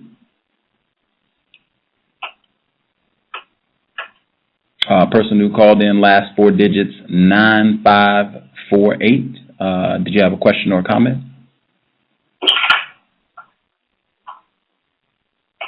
Okay. Person who called in, last four digits, 1566. 1566. Your line is open. Peace and blessings from the South, family. How y'all doing?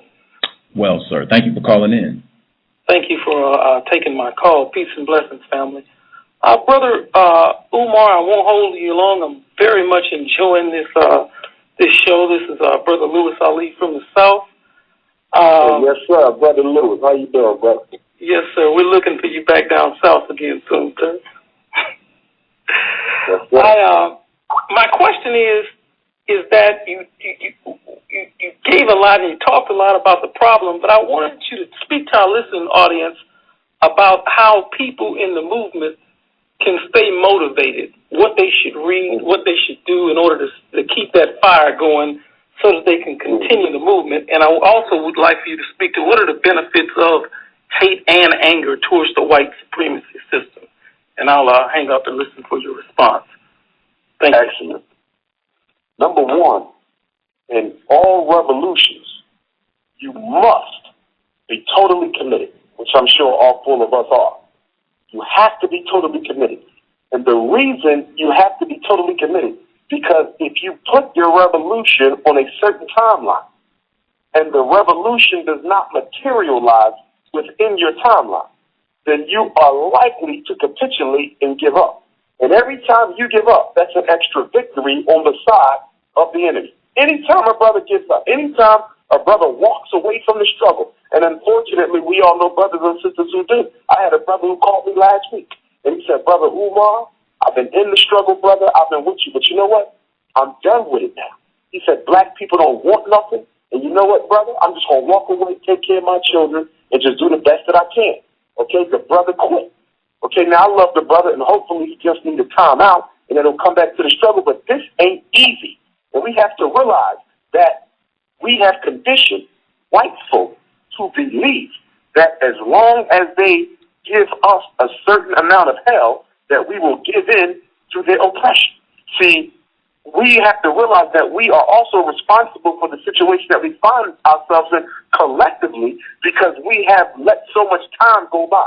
And the longer time go by, and the longer time go by, the more convinced he becomes of his ability to rule over us. But having said that, I got to say this. When you look at the white man's rule in this world, it has only been a drop in the annals of history when you compare it to great kingdoms of the earth. I mean, look, America, July 4th, 1776, this nation is what, 250 years old at best?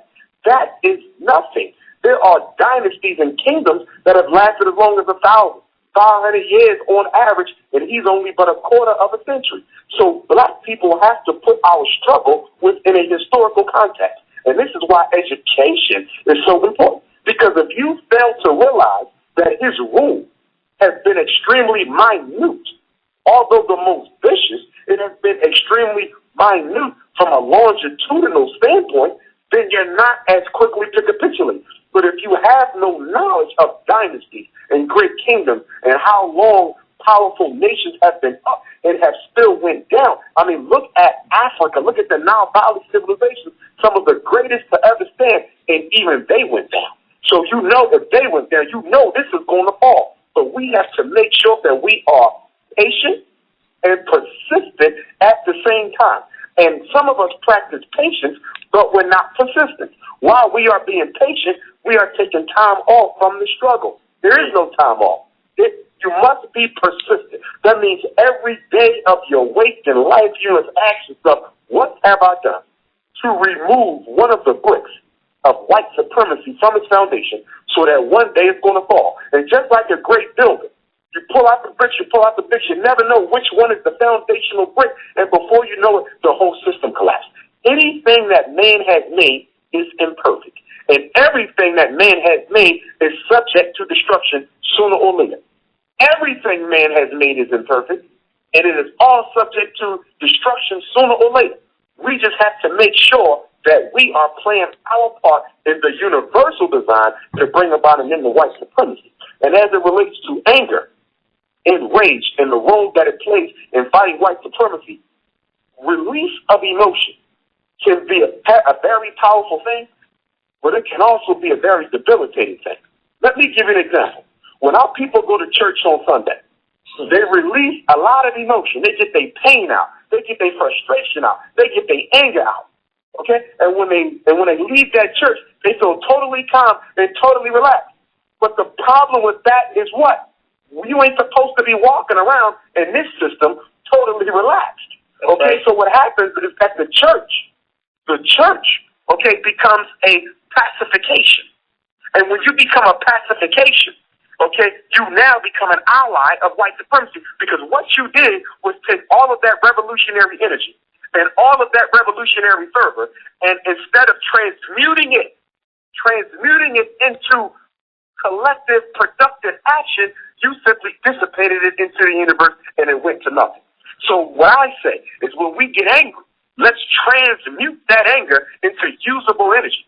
But if we get angry and do nothing with it, then the act of anger becomes an ally to the system, because all you do is release it and you do nothing with it. Take the energy and transmute it in a direction that is beneficial to the people. So whether that is going to be in building an institution, whether it's going to be in education, working with the young people, but transmute the anger. Don't just release it, because if you just release it, now a lot of that energy that you had before you released it, you're lost. And we can't afford to lose none of this energy, because white supremacy, if you know it, keeps all of this energy bottled up. And it focuses it on one thing that it wants to get, whether it's oil or gas or whether it's so-called terrorists, and it shoots it out at one time. There is nothing stronger in this world than energy directed and concentrated upon one great source. And in fact, most military generals have said that the best way to win a war is to take every ounce of your strength and exact it on that one goal. And then once you finish that goal, you go to the next goal. It has been generally agreed upon that most of the greatest wars in history have lost because people have split their focus. Let's keep our focus on dismantling white supremacy, and let's not dissipate our energy in doing anything but constructing institutions and destabilizing the system. Wow, powerful. Let's go to our next call and keep this thing going. I need...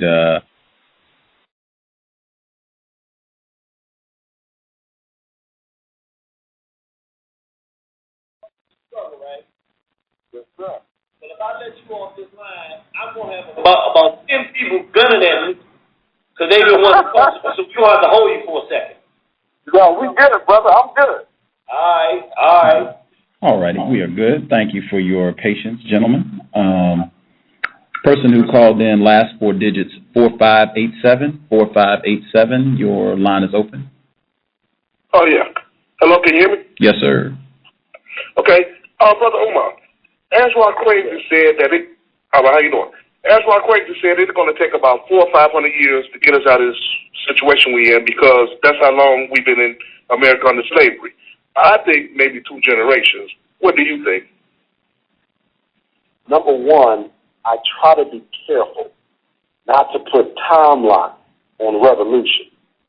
Right. Sometimes by speaking that sort of energy into the universe, you can handicap what would have been something that was coming a lot sooner, and instead it gets delayed because that is the mental time frame that we gave it. So you really don't want to put a time frame on it because by saying it's going to take 500 years to get us out of the situation, you're telling white supremacy that you don't have to be prepared for another 500 years to defend your rule. So we want to be careful not to do that. I do think it's going to take a long time, okay, under the current set of circumstances to undo the menticide. See, getting rid of white supremacy ain't the problem. That's not it. Once you uncondition and recondition the African mind into a knowledge of itself and into a serious social, economic, and political understanding of our time of day on this earth, we can end it overnight. In fact, the Honorable Marcus Messiah Garvey, he said, and he worked harder than anybody else in his area and organized the largest mass movement of black people in the history of the modern world.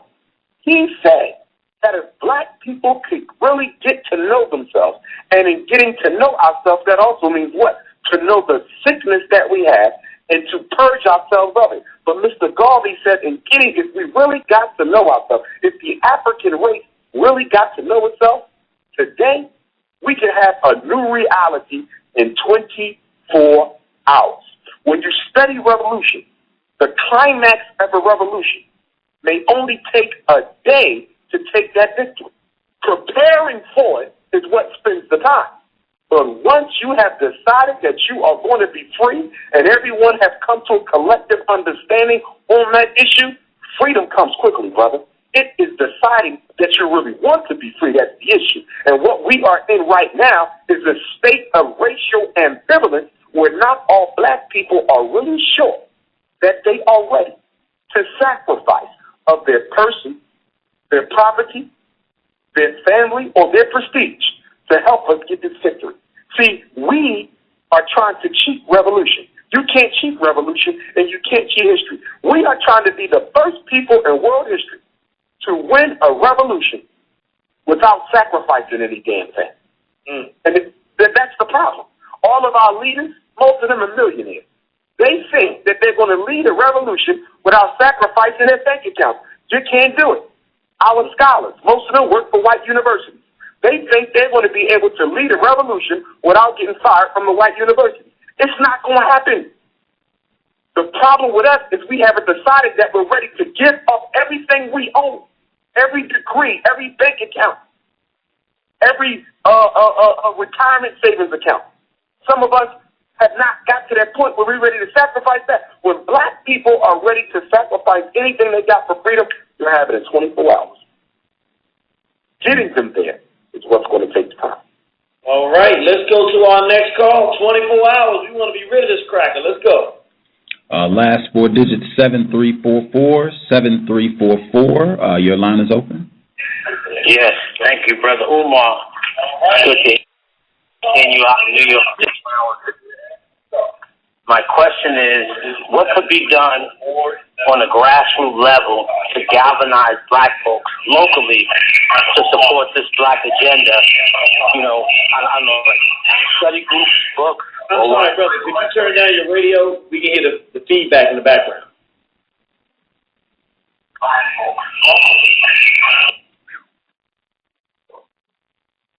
You there, brother?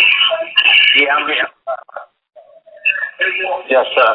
What it is my question is, what can be done on a grassroots level to galvanize black folks locally to like support this black agenda? You know, would it be study groups? Would it be books? You know, that's my question. Okay. I think that we as a people have underestimated the influence that study groups and discussion circles have towards facilitating a collective consciousness. Again, when you study revolutions, before they took place, the leaders of the revolution, and it's normally more than one person, which is something else that we have to realize. Many of us think black horse and lead us to freedom. It's always collective. But one of the main things that they've done, even before they went to battle or began propagating to the people, was they had to facilitate the collective consciousness. You have to have collective consciousness before you get anything else. It is a psychological absolute necessity. And when you study together and when you dialogue together, that breeds the collective consciousness. In that process, the oneness of the spirit is being born within that circle. That oneness breeds unity. That oneness breeds a collectivist vision, a collectivist mindset, a collectivist goal set. It breeds family. You have to do it. And I think we've gotten away from the study group tradition and the discussion circle tradition. Now, we do lectures, and you got to do lectures, because lectures is one person imparting information to a group of people that they don't have and they absolutely need. So you don't get rid of the lecture. That is the education. But if you want to breed collective consciousness, you have to do that through study group, and you have to do that through discussion circles. And from a strategic standpoint, for those of us who lead the revolution, we have to realize that study group and discussion circle gives us what? First-hand insight into the mindset of the people who want to be a part of this particular situation.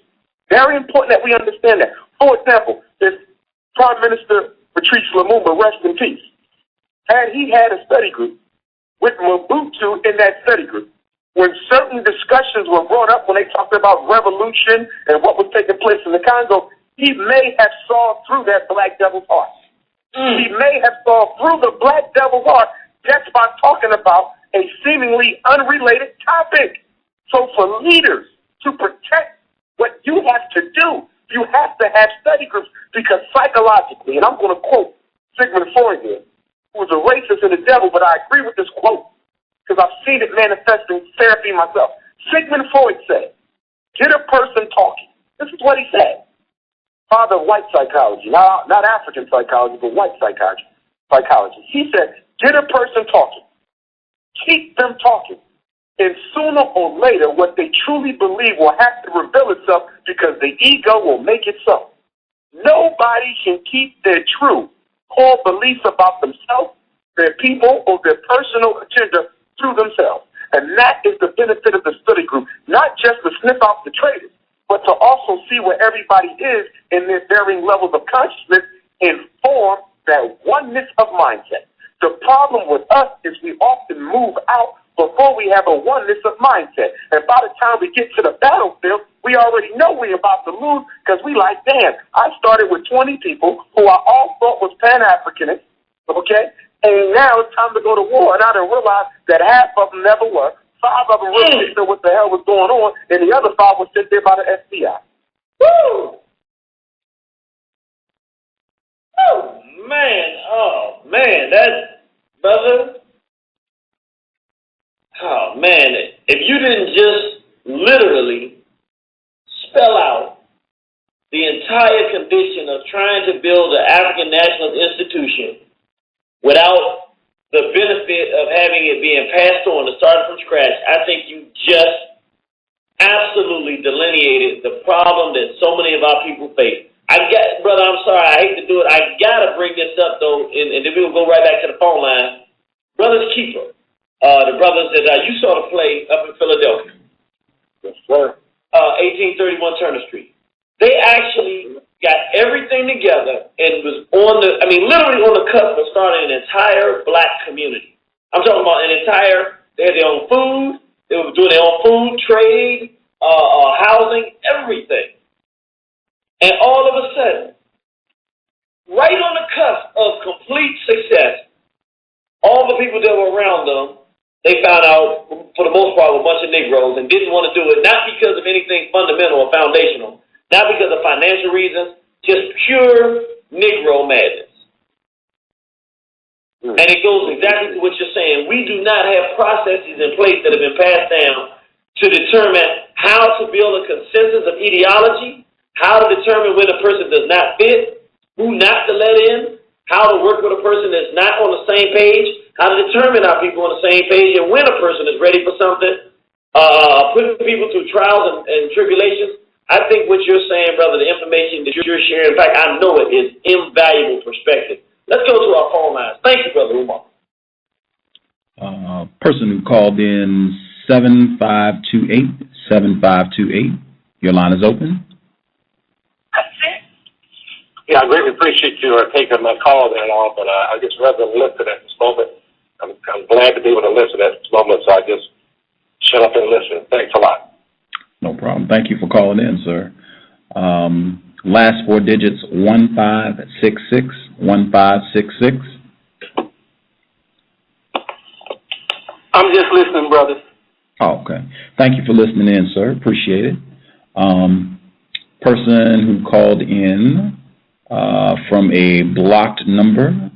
Person who called from a number. Your line is open.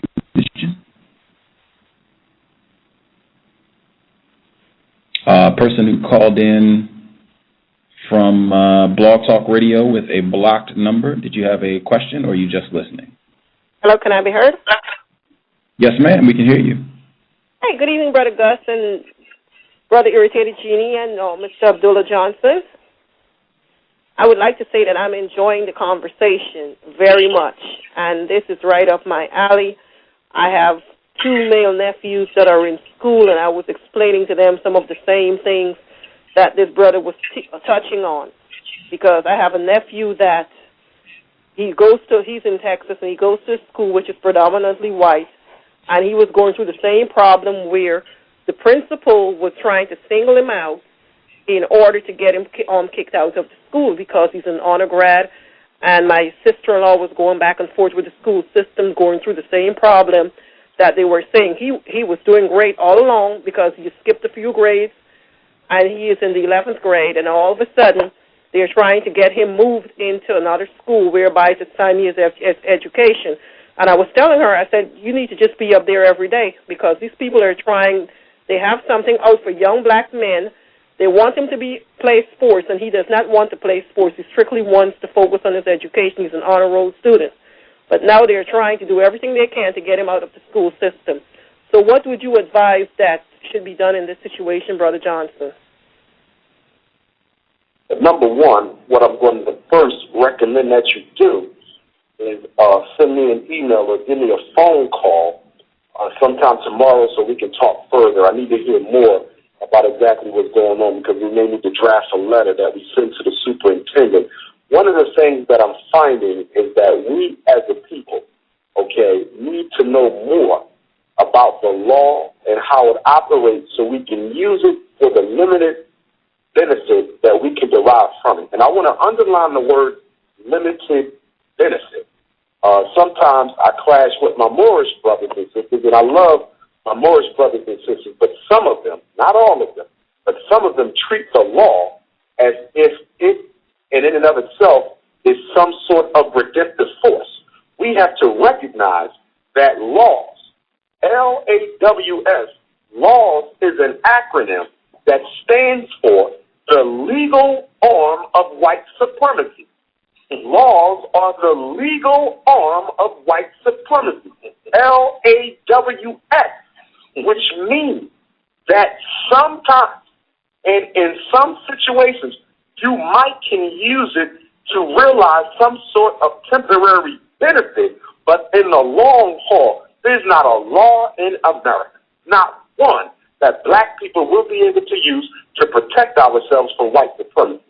But to use it as a temporary benefit, I want you to give me a call sometime tomorrow so we can talk further, and there's some things we can put in place to back them off of the young man who you're working with. I wasn't sure if that was your son or grandson, but there's definitely some things we can do about that. Give your phone number out and all your contact information. We got more calls, but I want you to give it out now and before the show ends. Okay, let me do that. My phone number, Umar. I'm about to give my email address. Let me give my email address. My email address is my name, Umar Abdullah Johnson @yahoo.com. UMAR. A is in Africa, B is in bull, D is in destiny, U is in unity, L is in longevity, L is in longevity, A is in Africa, H as in hope, Johnson, JOHNSON. Umar Abdullah Johnson @yahoo.com. You can also be on Facebook. I actually have my Facebook page up now. Some brothers and sisters have been sending me some messages saying they're loving the show. And some of them saying it's the first time they listen to War on the Horizon, but it won't be the last. So that's a good thing to see up there as well. So please feel free to email me if you can. If it's personal information, email it. I don't check my Facebook messages that often. I only check my wall. So if you're trying to send me a message, please use Yahoo, my Yahoo address. But if you want to write on my wall, you got a comment, please feel free to do that. My phone number, area code 215-989-9858. Again, it's area code 215-989-9858. If you can, I prefer that you email me a summary of what's going on with your child. This is for anybody out there, any African in America who's having a special ed issue, an ADHD issue, a medication issue, an instructional issue, a discipline issue, homosexual issue, whatever the issue is. Email me a summary. It doesn't have to be long. Send me a phone number, a time that I can reach you. I will respond to your email with a statement of how you should handle the problem. And if that is not sufficient and you require a conversation with me, just leave the phone number and I will call you and we can conversate. It's not an issue, but we can probably solve about 75% of your problems just by way of phone call and email correspondence.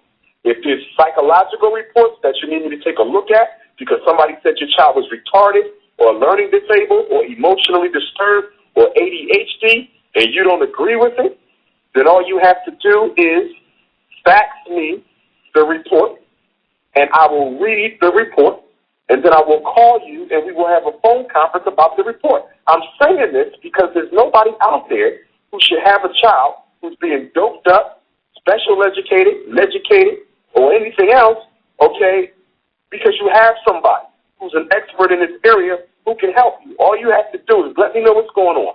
I'm going to give you my fax number as well if anybody has any documents I need to look at. And my fax number is 215-827-5404. Again, this is for fax. 215-827-5404. Please put your name and your phone number on the front page, okay? Or you can email me a statement and tell me the name of the student's information you're faxing to me so I can link the fax with the email and call you once I get the report. But any way I can help you, I will help you. And if you want to bring me to your hometown, I do free psychoeducational workshops for black parents. It's free. If you're driving distance from Philadelphia, it don't cost you a penny. If you're flying distance from Philadelphia, you will have to pay for the round-trip airfare, possible lodging. If I need to stay overnight, keep it as cheap as you can possibly keep it. I am not a member of the cool Illuminati, but we can make this thing work for you.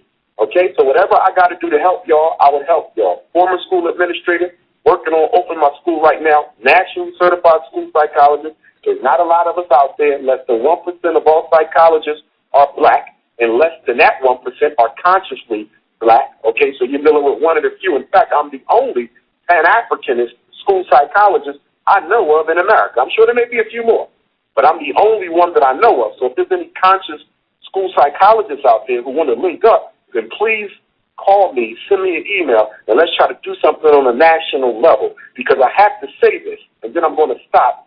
One of the big problems we got, Brother Genie, Irritated Gus, Brother Irritated Genie and Brother Gus, excuse me for that. One of the biggest problems that we have is the black professional associations that we have, the Association of Black Psychologists and the Black Social Workers and the Black Medical Doctors and the Black Psychiatrists and the Black Police Officers and the Black Criminal Justice and the Black... We got a Black Professional Association for every degree category. But if you notice, they don't do a damn thing.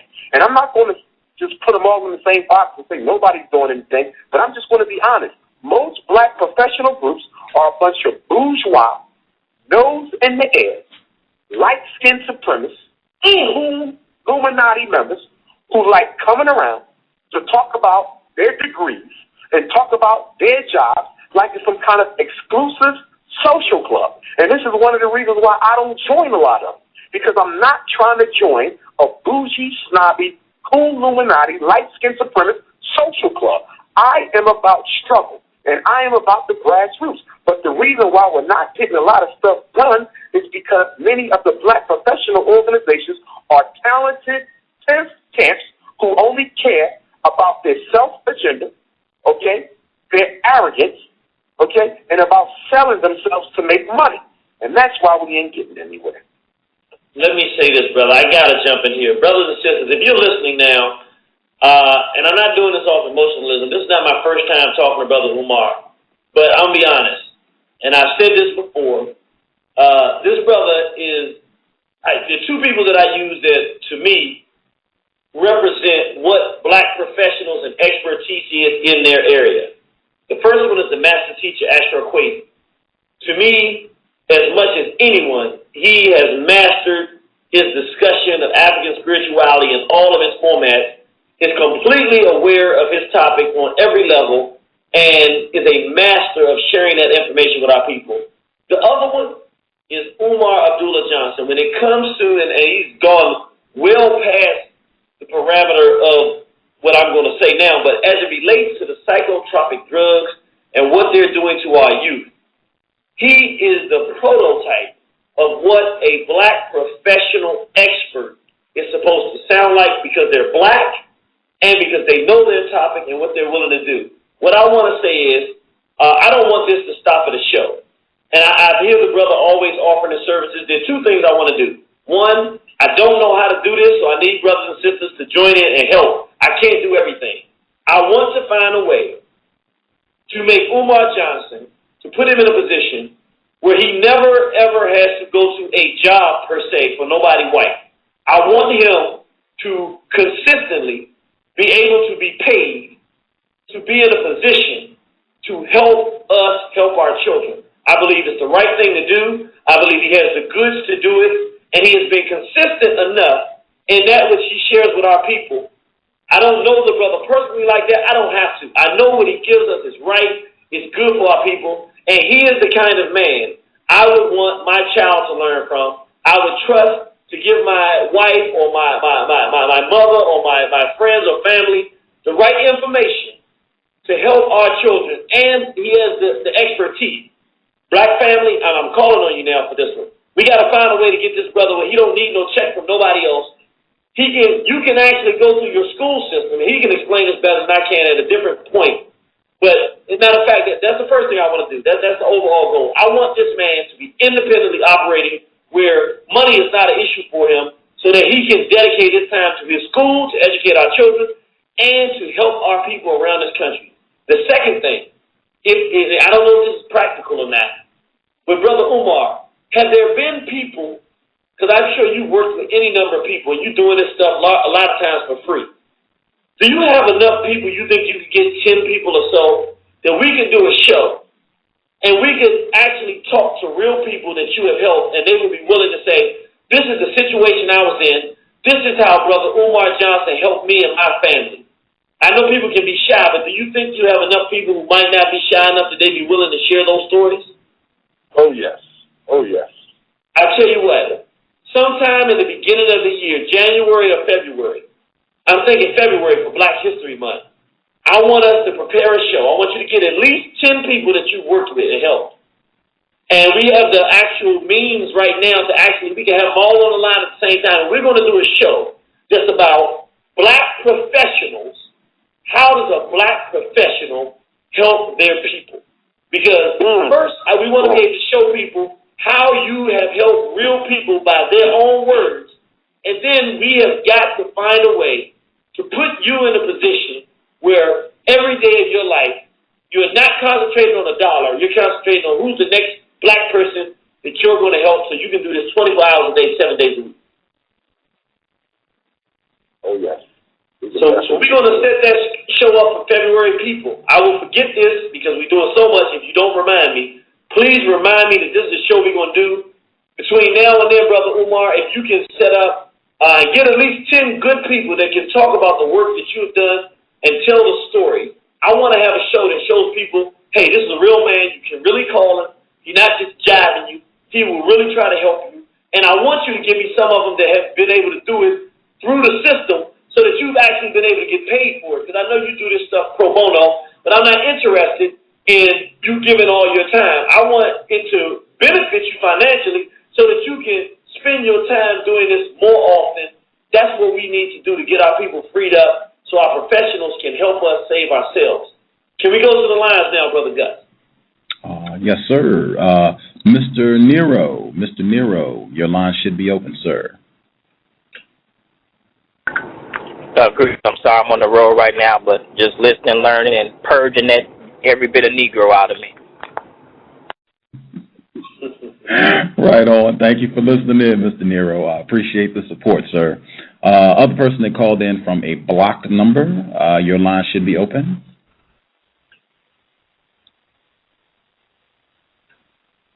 If you called in to the Blog Talk Radio number from a blocked number, your line is open. All righty. And before you go to the next call, I just got to make an announcement here, very brief, when we go to our next caller. Brother Umar, you have now just become, since we've been doing it live 365, this is the most listened to show that we have had of all DJs, all shows that we have done since we started going live. So I just wanted to let you know that, brother. Oh, man, praise be to the ancestors for that one, brother. Yes, sir. Let's go to the phone line, Brother Gus. Mr. Bond Trader, your line is open, sir. Hey, I just want to say Hotep and thank the three of you guys for what you're doing. And I'm glad, Brother Irritated Genie, that you said that we need to support Brother Umar as much as possible. I've said it on other shows. I hope that others are listening and that others, if there's a way we can do it as a program, feel free to call me. I have reached out. Feel free to call me, and I'll try to put whatever ideas I can into the pot of how we can send some capital his way. Anyways, Hotep, thanks a lot, you guys. Yes, sir, and I want to let everybody know that brother is serious. That brother has contributed to War on the Horizon on any number of occasions. So when he says he contributes, he's very serious. So we appreciate that spirit of support. Person who called in last four digits, 8490. Your line is open. Yes, can I be heard? Yes, sir. I wanted to get Brother Umar Johnson's take on whether or not he believes HIV is the cause of AIDS. And if he does, what test has he come to that conclusion on? Good question, good brother. Number one, you get AIDS from the government or from someone the government gave it to. I want to be clear about that. HIV does not cause AIDS. At the very most, HIV is a precipitating host agent for the HIV, but is not the cause of the disease. To date, there isn't one scientific study that demonstrates conclusively that HIV causes AIDS. Okay, very important that we need to understand that. We also need to understand the fact that the HIV virus was paid for. It was literally funded by the Rockefeller World Population Council in concert with Planned Parenthood, the same organizations that helped to push homosexuality into the black community and have it taken out of the Bible of psychiatry as a mental disorder. HIV was developed, okay, at the same time that homosexuality became normal behavior. And the reason AIDS was developed was so that it could be used to reduce the population of Africans all around the world. In fact, when AIDS was first created, they would say discovered, I would say created, they gave AIDS to homosexuals in both New York City and in California. And they gave it to them by way of the smallpox vaccination. They did the same thing by giving it to Africans in Africa under the disguise of a smallpox vaccination.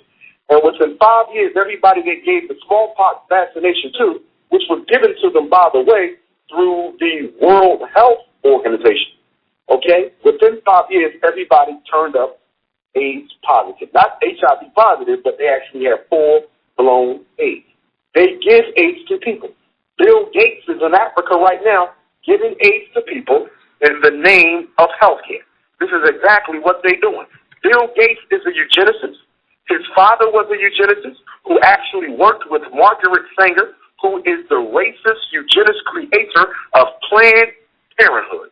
That woman who created Planned Parenthood, whose sole aim was, according to her words now, according to her words, the sole aim of Planned Parenthood was to reduce the proliferation of unwanted black life in America.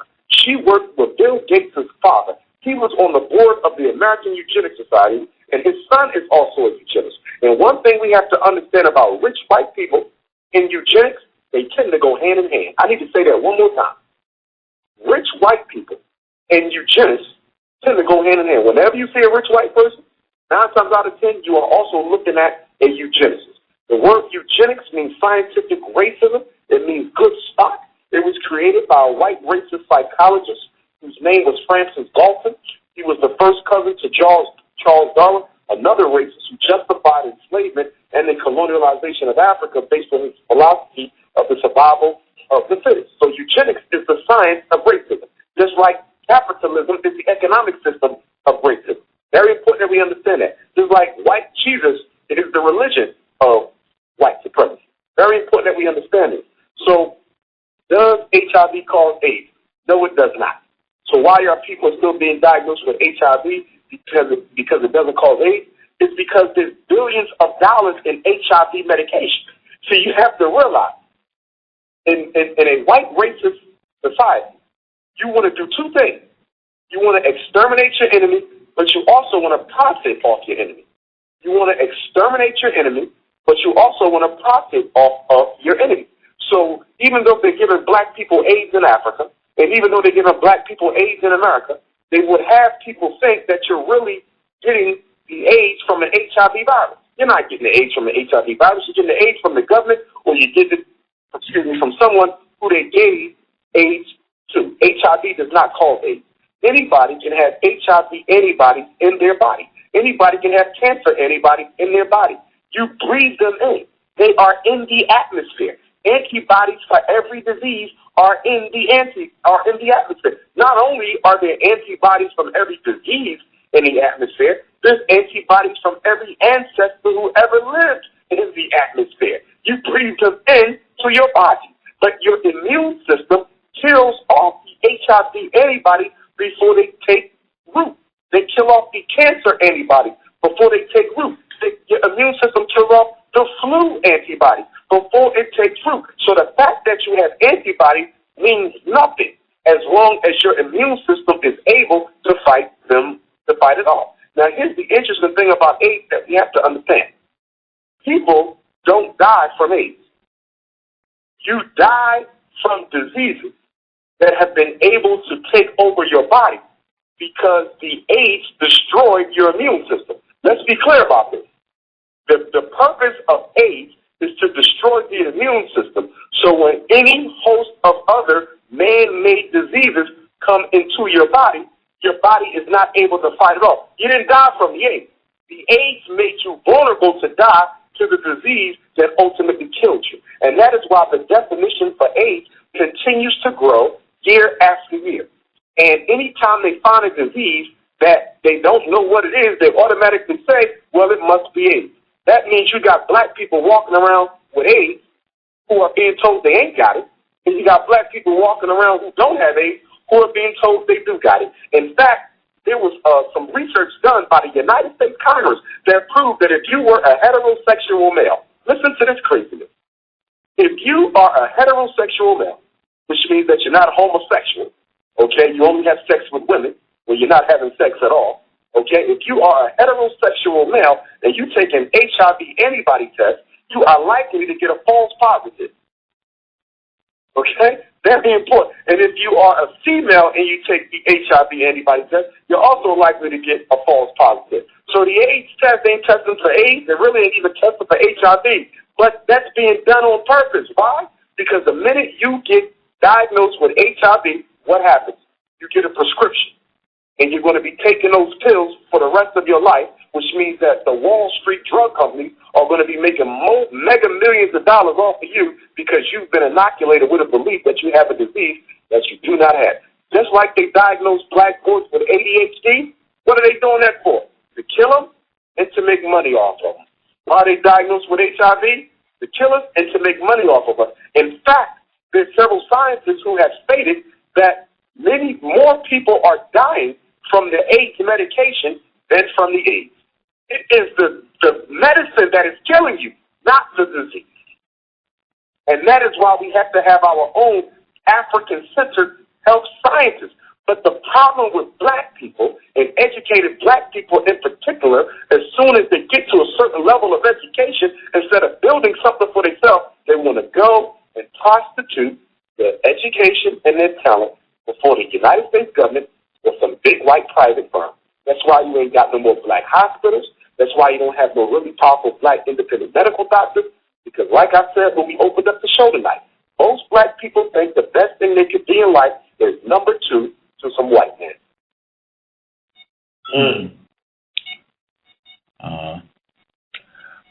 Person who called in last four digits 8869. Did you have a question or comment? Last four digits 8869. Did you have a question or comment? Your line is open. Okay. And person who called in last four digits 4119. 4119. Did you have a question or comment? Yes, peace, brother. This is Brother Sharif. Greetings, sir. Good, brother. How you been, brother? All right. How you doing? Good to hear from you. Yes, excellent show. I just hope that these two brothers can somehow work together, in the future to keep educating our people. You and Brother Umar. I hope you guys can somehow work together, even though some of your topics are different, to help our people. So I hope we can you guys can work together. Well, I'm going to say it like this. We are going to, it's not something that we can do on our own, but when I say so, I think people will tell you this, when Warren Horizon, when we say we're going to want to do something, we're going to try. When I say that we want to try to help as much as possible to galvanize around this brother, to put him in a position to give what he has to our people, we really mean that. So it will take a collective effort from Brother Umar, from Warren Horizon, and from our listenership, and from those people who may know people in the sociology field or in the school systems around the country or whatever it takes. I don't know how to get it done, but that is part of what we're talking about. So we will, what do you think about at least once a quarter having a show, brother, at least once every 3 months? Oh, yes. Oh, yes. Oh, yes. Without a doubt. We're going to do that. We're going to work to try to get Brother Umar out there as much as we can. We're going to run this show. This is going to be one that's going to be a heavy rotation. And again, in February, if we can do it, Black History Month, I think we're going to have a show dedicated to Brother Umar and the people who he has helped, that he can bring to the table, that can be testimonials for what this brother can do. And the show is also going to be surrounded around getting black professionals in this field of education to listen to what this brother's doing, to emulate it, and also to help make him. What we want to do is we want to put Brother Umar up as the person who everybody that's in medicine and psychology, particularly child psychology for black children, this is the guy you go to. So if there's a report, this is the guy they go to. If there's a group, and then people are going to pick a leader of a group that's going to do something, this is the likely candidate. If we're going to be paying all these honorariums in colleges to bring speakers out, this is the man that should be getting the honorarium, the $10,000, the $2,500, the $20,000, and not a lot of these other hapless Negroes who don't really do anything for our people. So thank you for that call, Brother Sharif. Hold us to it. We can't guarantee anything, but we can work the best that we can. We need to get this brother out here because our people want and need this information. Thank you, Brother Sharif. Indeed, and one thing I wanted to add to that, one thing the Honorable Marcus Messiah Garvey said, he said that two things. Number one, he said that if the black man is not careful, he will drink in all the poison of Western civilization and die from the effects of it. If the black man is not careful, he will drink in all the poison of Western civilization and die from the effects of it.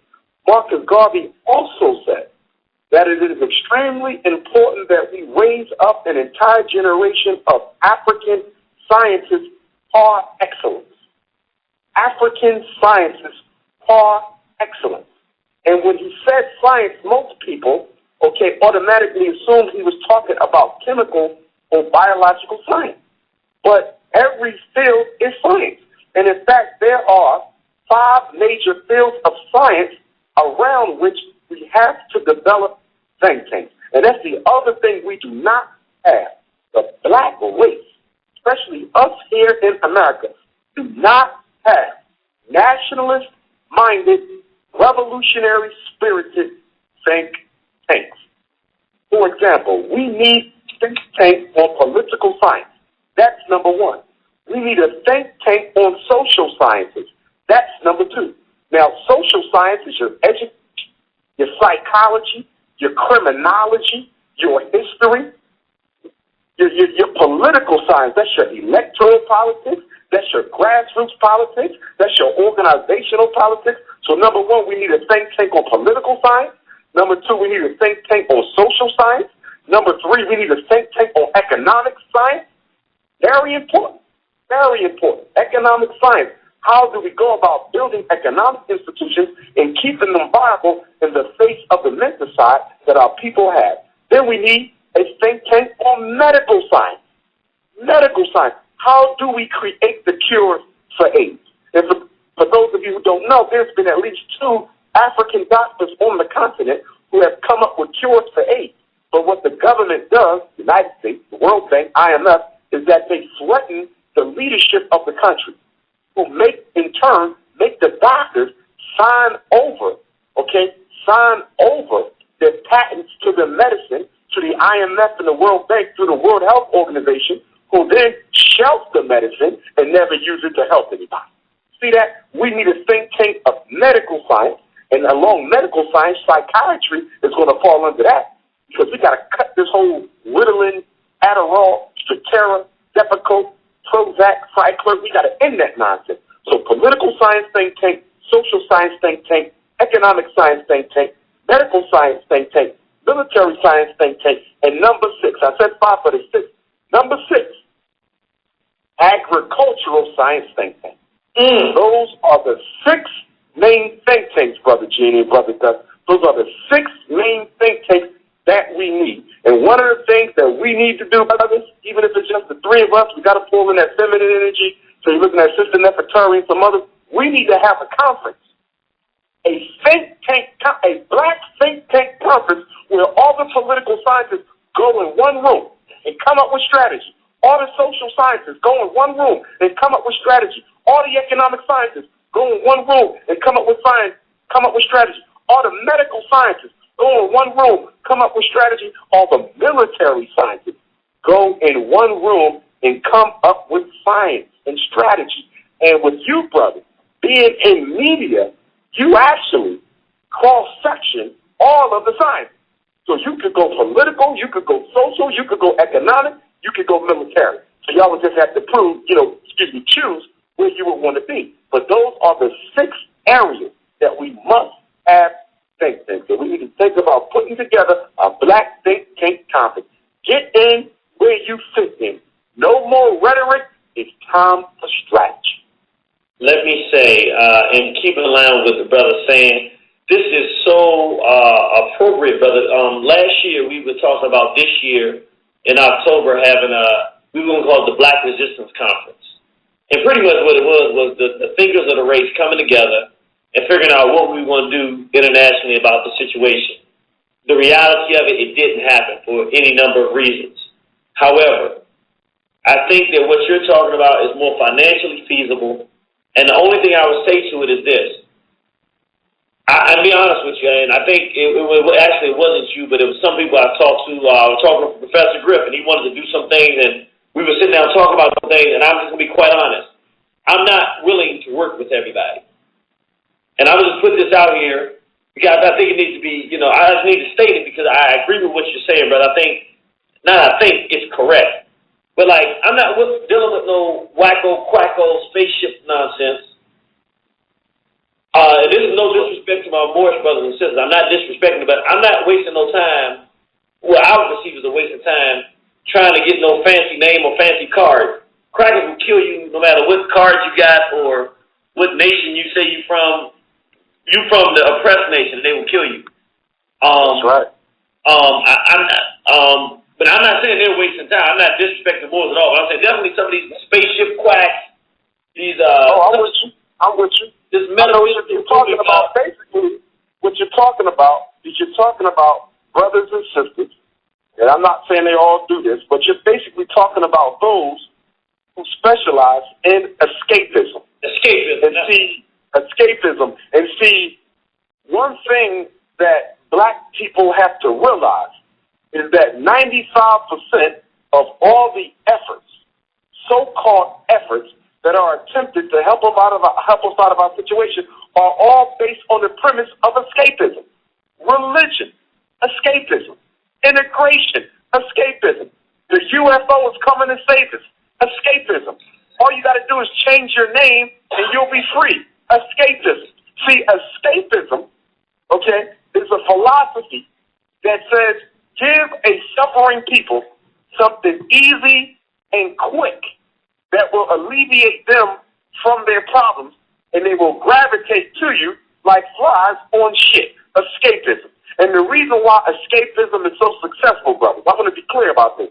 The reason why escapism is so successful amongst black people because nobody wants to hear that the only way you're going to solve your problems is to work your way out of it. The most detestable word in the black community is WORK.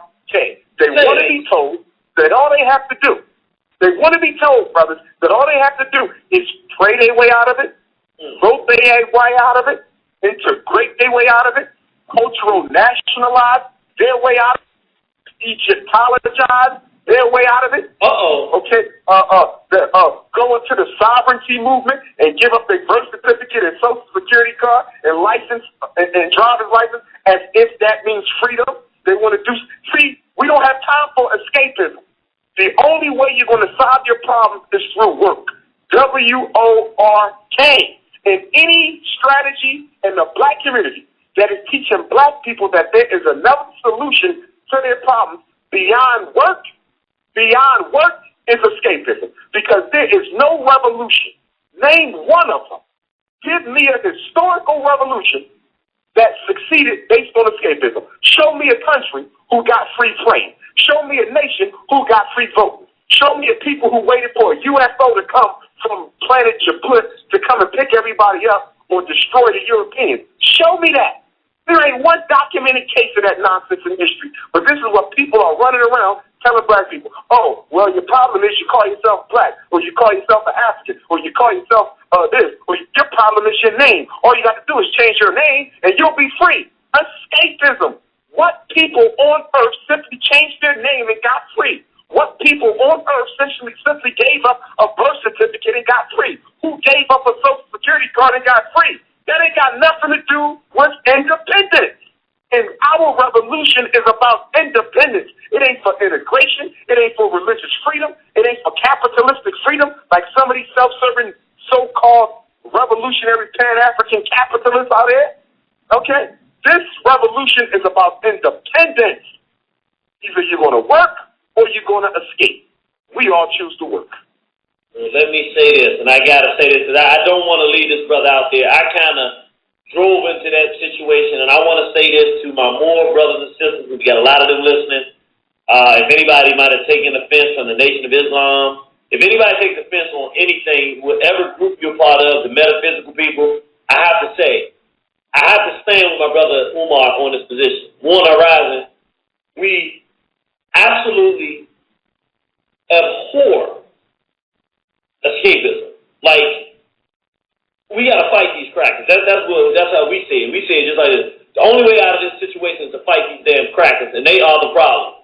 And that's the bottom line. Raising the White Supremacy is real crackers. Now, I'm not saying this for Brother Umar, but I'm saying I don't want him to be out there on his own when he says that, listen, I love y'all brothers and sisters. Some of y'all crazy as hell, but you're all damn sure escapism and talking this crazy stuff, and I'm not dissing you. I'm telling the truth. All of this escapism is not going to get us anywhere. So I stand with the brother on this. When people come up and say, well, Umar was attacking somebody, Umar was not attacking anybody. I said it, and he said it, and we both telling the truth. And I'll stand with the brother on that one because it's the truth. Ain't no escape. You got to fight these crap. And I want to clarify, too. I have a personal council of elders that I go to and I sit with, and they give me guidance and we talk, as a father would with their son. And 3 of my closest elders, I want to be clear on this, 2 of them are Moors. 2 of them. And we tight as hell. They are Moors. And they know I'm Pan-African. But it's all right. One of my other brothers, elders, these are elders now, tight. Nation of Islam. In fact, he is the minister for the Lost Found Nation of Islam in Philadelphia. This is one of my straight-up true brothers who will live, fight, and die. So when I make the comments that I make, I'm not disrespecting the teachers of Prophet Noble Drew Ali. I'm not disrespecting the teachers of the Honorable Elijah Muhammad. And the reason I can say that is because I know brothers in the Nation of Islam, and I know Moorish brothers who do not practice escapism. I know Moorish brothers who even will identify as Pan-Africanists despite the fact that they might get attacked by some of their own. So when we make the comments about escapism and UFOs, I can give you all kinds of groups who believe in UFOs.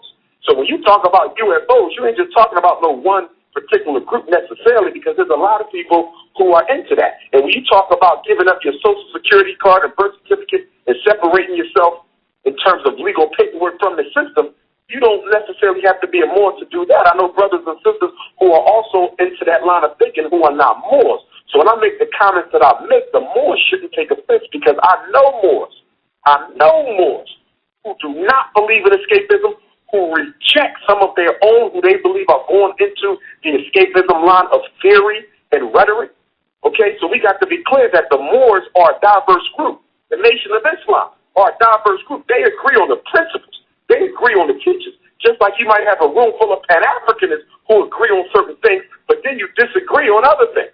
I mean, you look at Mr. Garvey with the international conventions that he had. The reason why they had to have conventions, among other reasons, is that people disagreed on certain aspects of strategy and work. We agree on the principles, but the strategy and the work, how are we going to materialize those principles is something else. So I want to say to my nation brothers, my Moorish brothers and sisters, I love and respect all y'all. So my comments wasn't about the nation or the Moor. My comments is to everybody, whether they in the nation or outside the nation, whether they Moor or are not Moor. If you specialize in escapism, just like Brother Genie, I want nothing to do with you strategically. I love you as family, but I cannot work with you. Hey, so I tell you what, when we do put this thing together, I just want everybody to understand, we're not picking favorites. We're going to pick people who ain't interested in escapism, but are interested in fighting. I'm going to say one more thing, and then we can go to our lines. I just think it's imperative to say, in this dialogue that we're having here, I want people to understand, because I really want people to pay close attention to this, and I'm not trying to big up myself, but I want you to understand something. These crackers are winning. I want to win. I don't have that kind of hatred. I'm not saying I don't have any of it, but I'm saying that Willie Lynch hating other black people because they're doing well. The reason I give this brother so many accolades, Brother Umar, I don't know him that well. I know that every time he brings the message, he brings it right to our people, and he gives us, when he comes on this station, he saves lives, and our people need this. And what I'm saying is, our people need to start doing this. Yeah, I'm the Irritated Genie of Soufeese, but I don't have no problem sitting down and letting another man that can come save you and can do things I can't do take the forefront. And you have to learn from what you're seeing here, brothers and sisters. Let people play their lane. This brother can save our people. I don't care what you think about him, your personal this, that, and the other. We get so much caught in that stuff. You need to take a real honest look and say, can the information that this brother has, can it help our people? If so, we got to get mature and start working together to put people in position, even if it means we got to work every day to put somebody else in a position to not have to work every day for the cracker. Even though we would like that, if we got to contribute to that and still have to work for the cracker, it's okay if that person's going to help us. So with that said, I want to go to the lines. I want to go back to the lines, see if we got any more callers, Brother Gus. The calls are all good, sir. Oh, man, well, that's magnificent. We had about a 3-hour show. We close to wrapping up here. But, brother, I wanna give you the floor to end the show. Make sure you give all of your contact information, and then any last parting words that you want to give to the people, brother. Oh, yes, indeed. Well, first, brothers, I just want to thank y'all for having me on. The time went so fast, so I knew we had to really been building, because only when you building like you're supposed to be building does the time fly by. But I just want to thank y'all for inviting me back on. It's been a while, but it's just been great, brother. Didn't have both of you there. You know, it was just a treat for me. Again, to the people who are out there, you know, I've already started getting emails already, you know, just based on the show. A lot of folks listening, still tuned in, and everybody said they want to be a part of that conference, y'all. So we got to make that work. Everybody like, hey, I want in. I want to be a part of the social science thing. I want to be a part of the agricultural science thing. So they ready, brothers. They ready. So we just got to move on it. And for the brothers and sisters out there who have children, especially black boys, if you're running into any situation with special ed or medication or expulsion, discipline, mistreatment by the white teachers, mental giftedness, ADHD, anything whatsoever under the umbrella of education or psychology, any psychoacademic issue, please email me, Umar Abdullah Johnson at yahoo.com. Call me, 215-989-9858. I am on Facebook. Please request me, because I always use my Facebook page as a venue through which I can let you know when my next speaking and radio appearances are going to be. In fact, my next 5 out-of-town speaking engagements, because I speak all the time in Pennsylvania. But out of Pennsylvania, I'm going to be going down to Fort Lauderdale, Florida. The roster brothers and sisters down in Fort Lauderdale, Florida.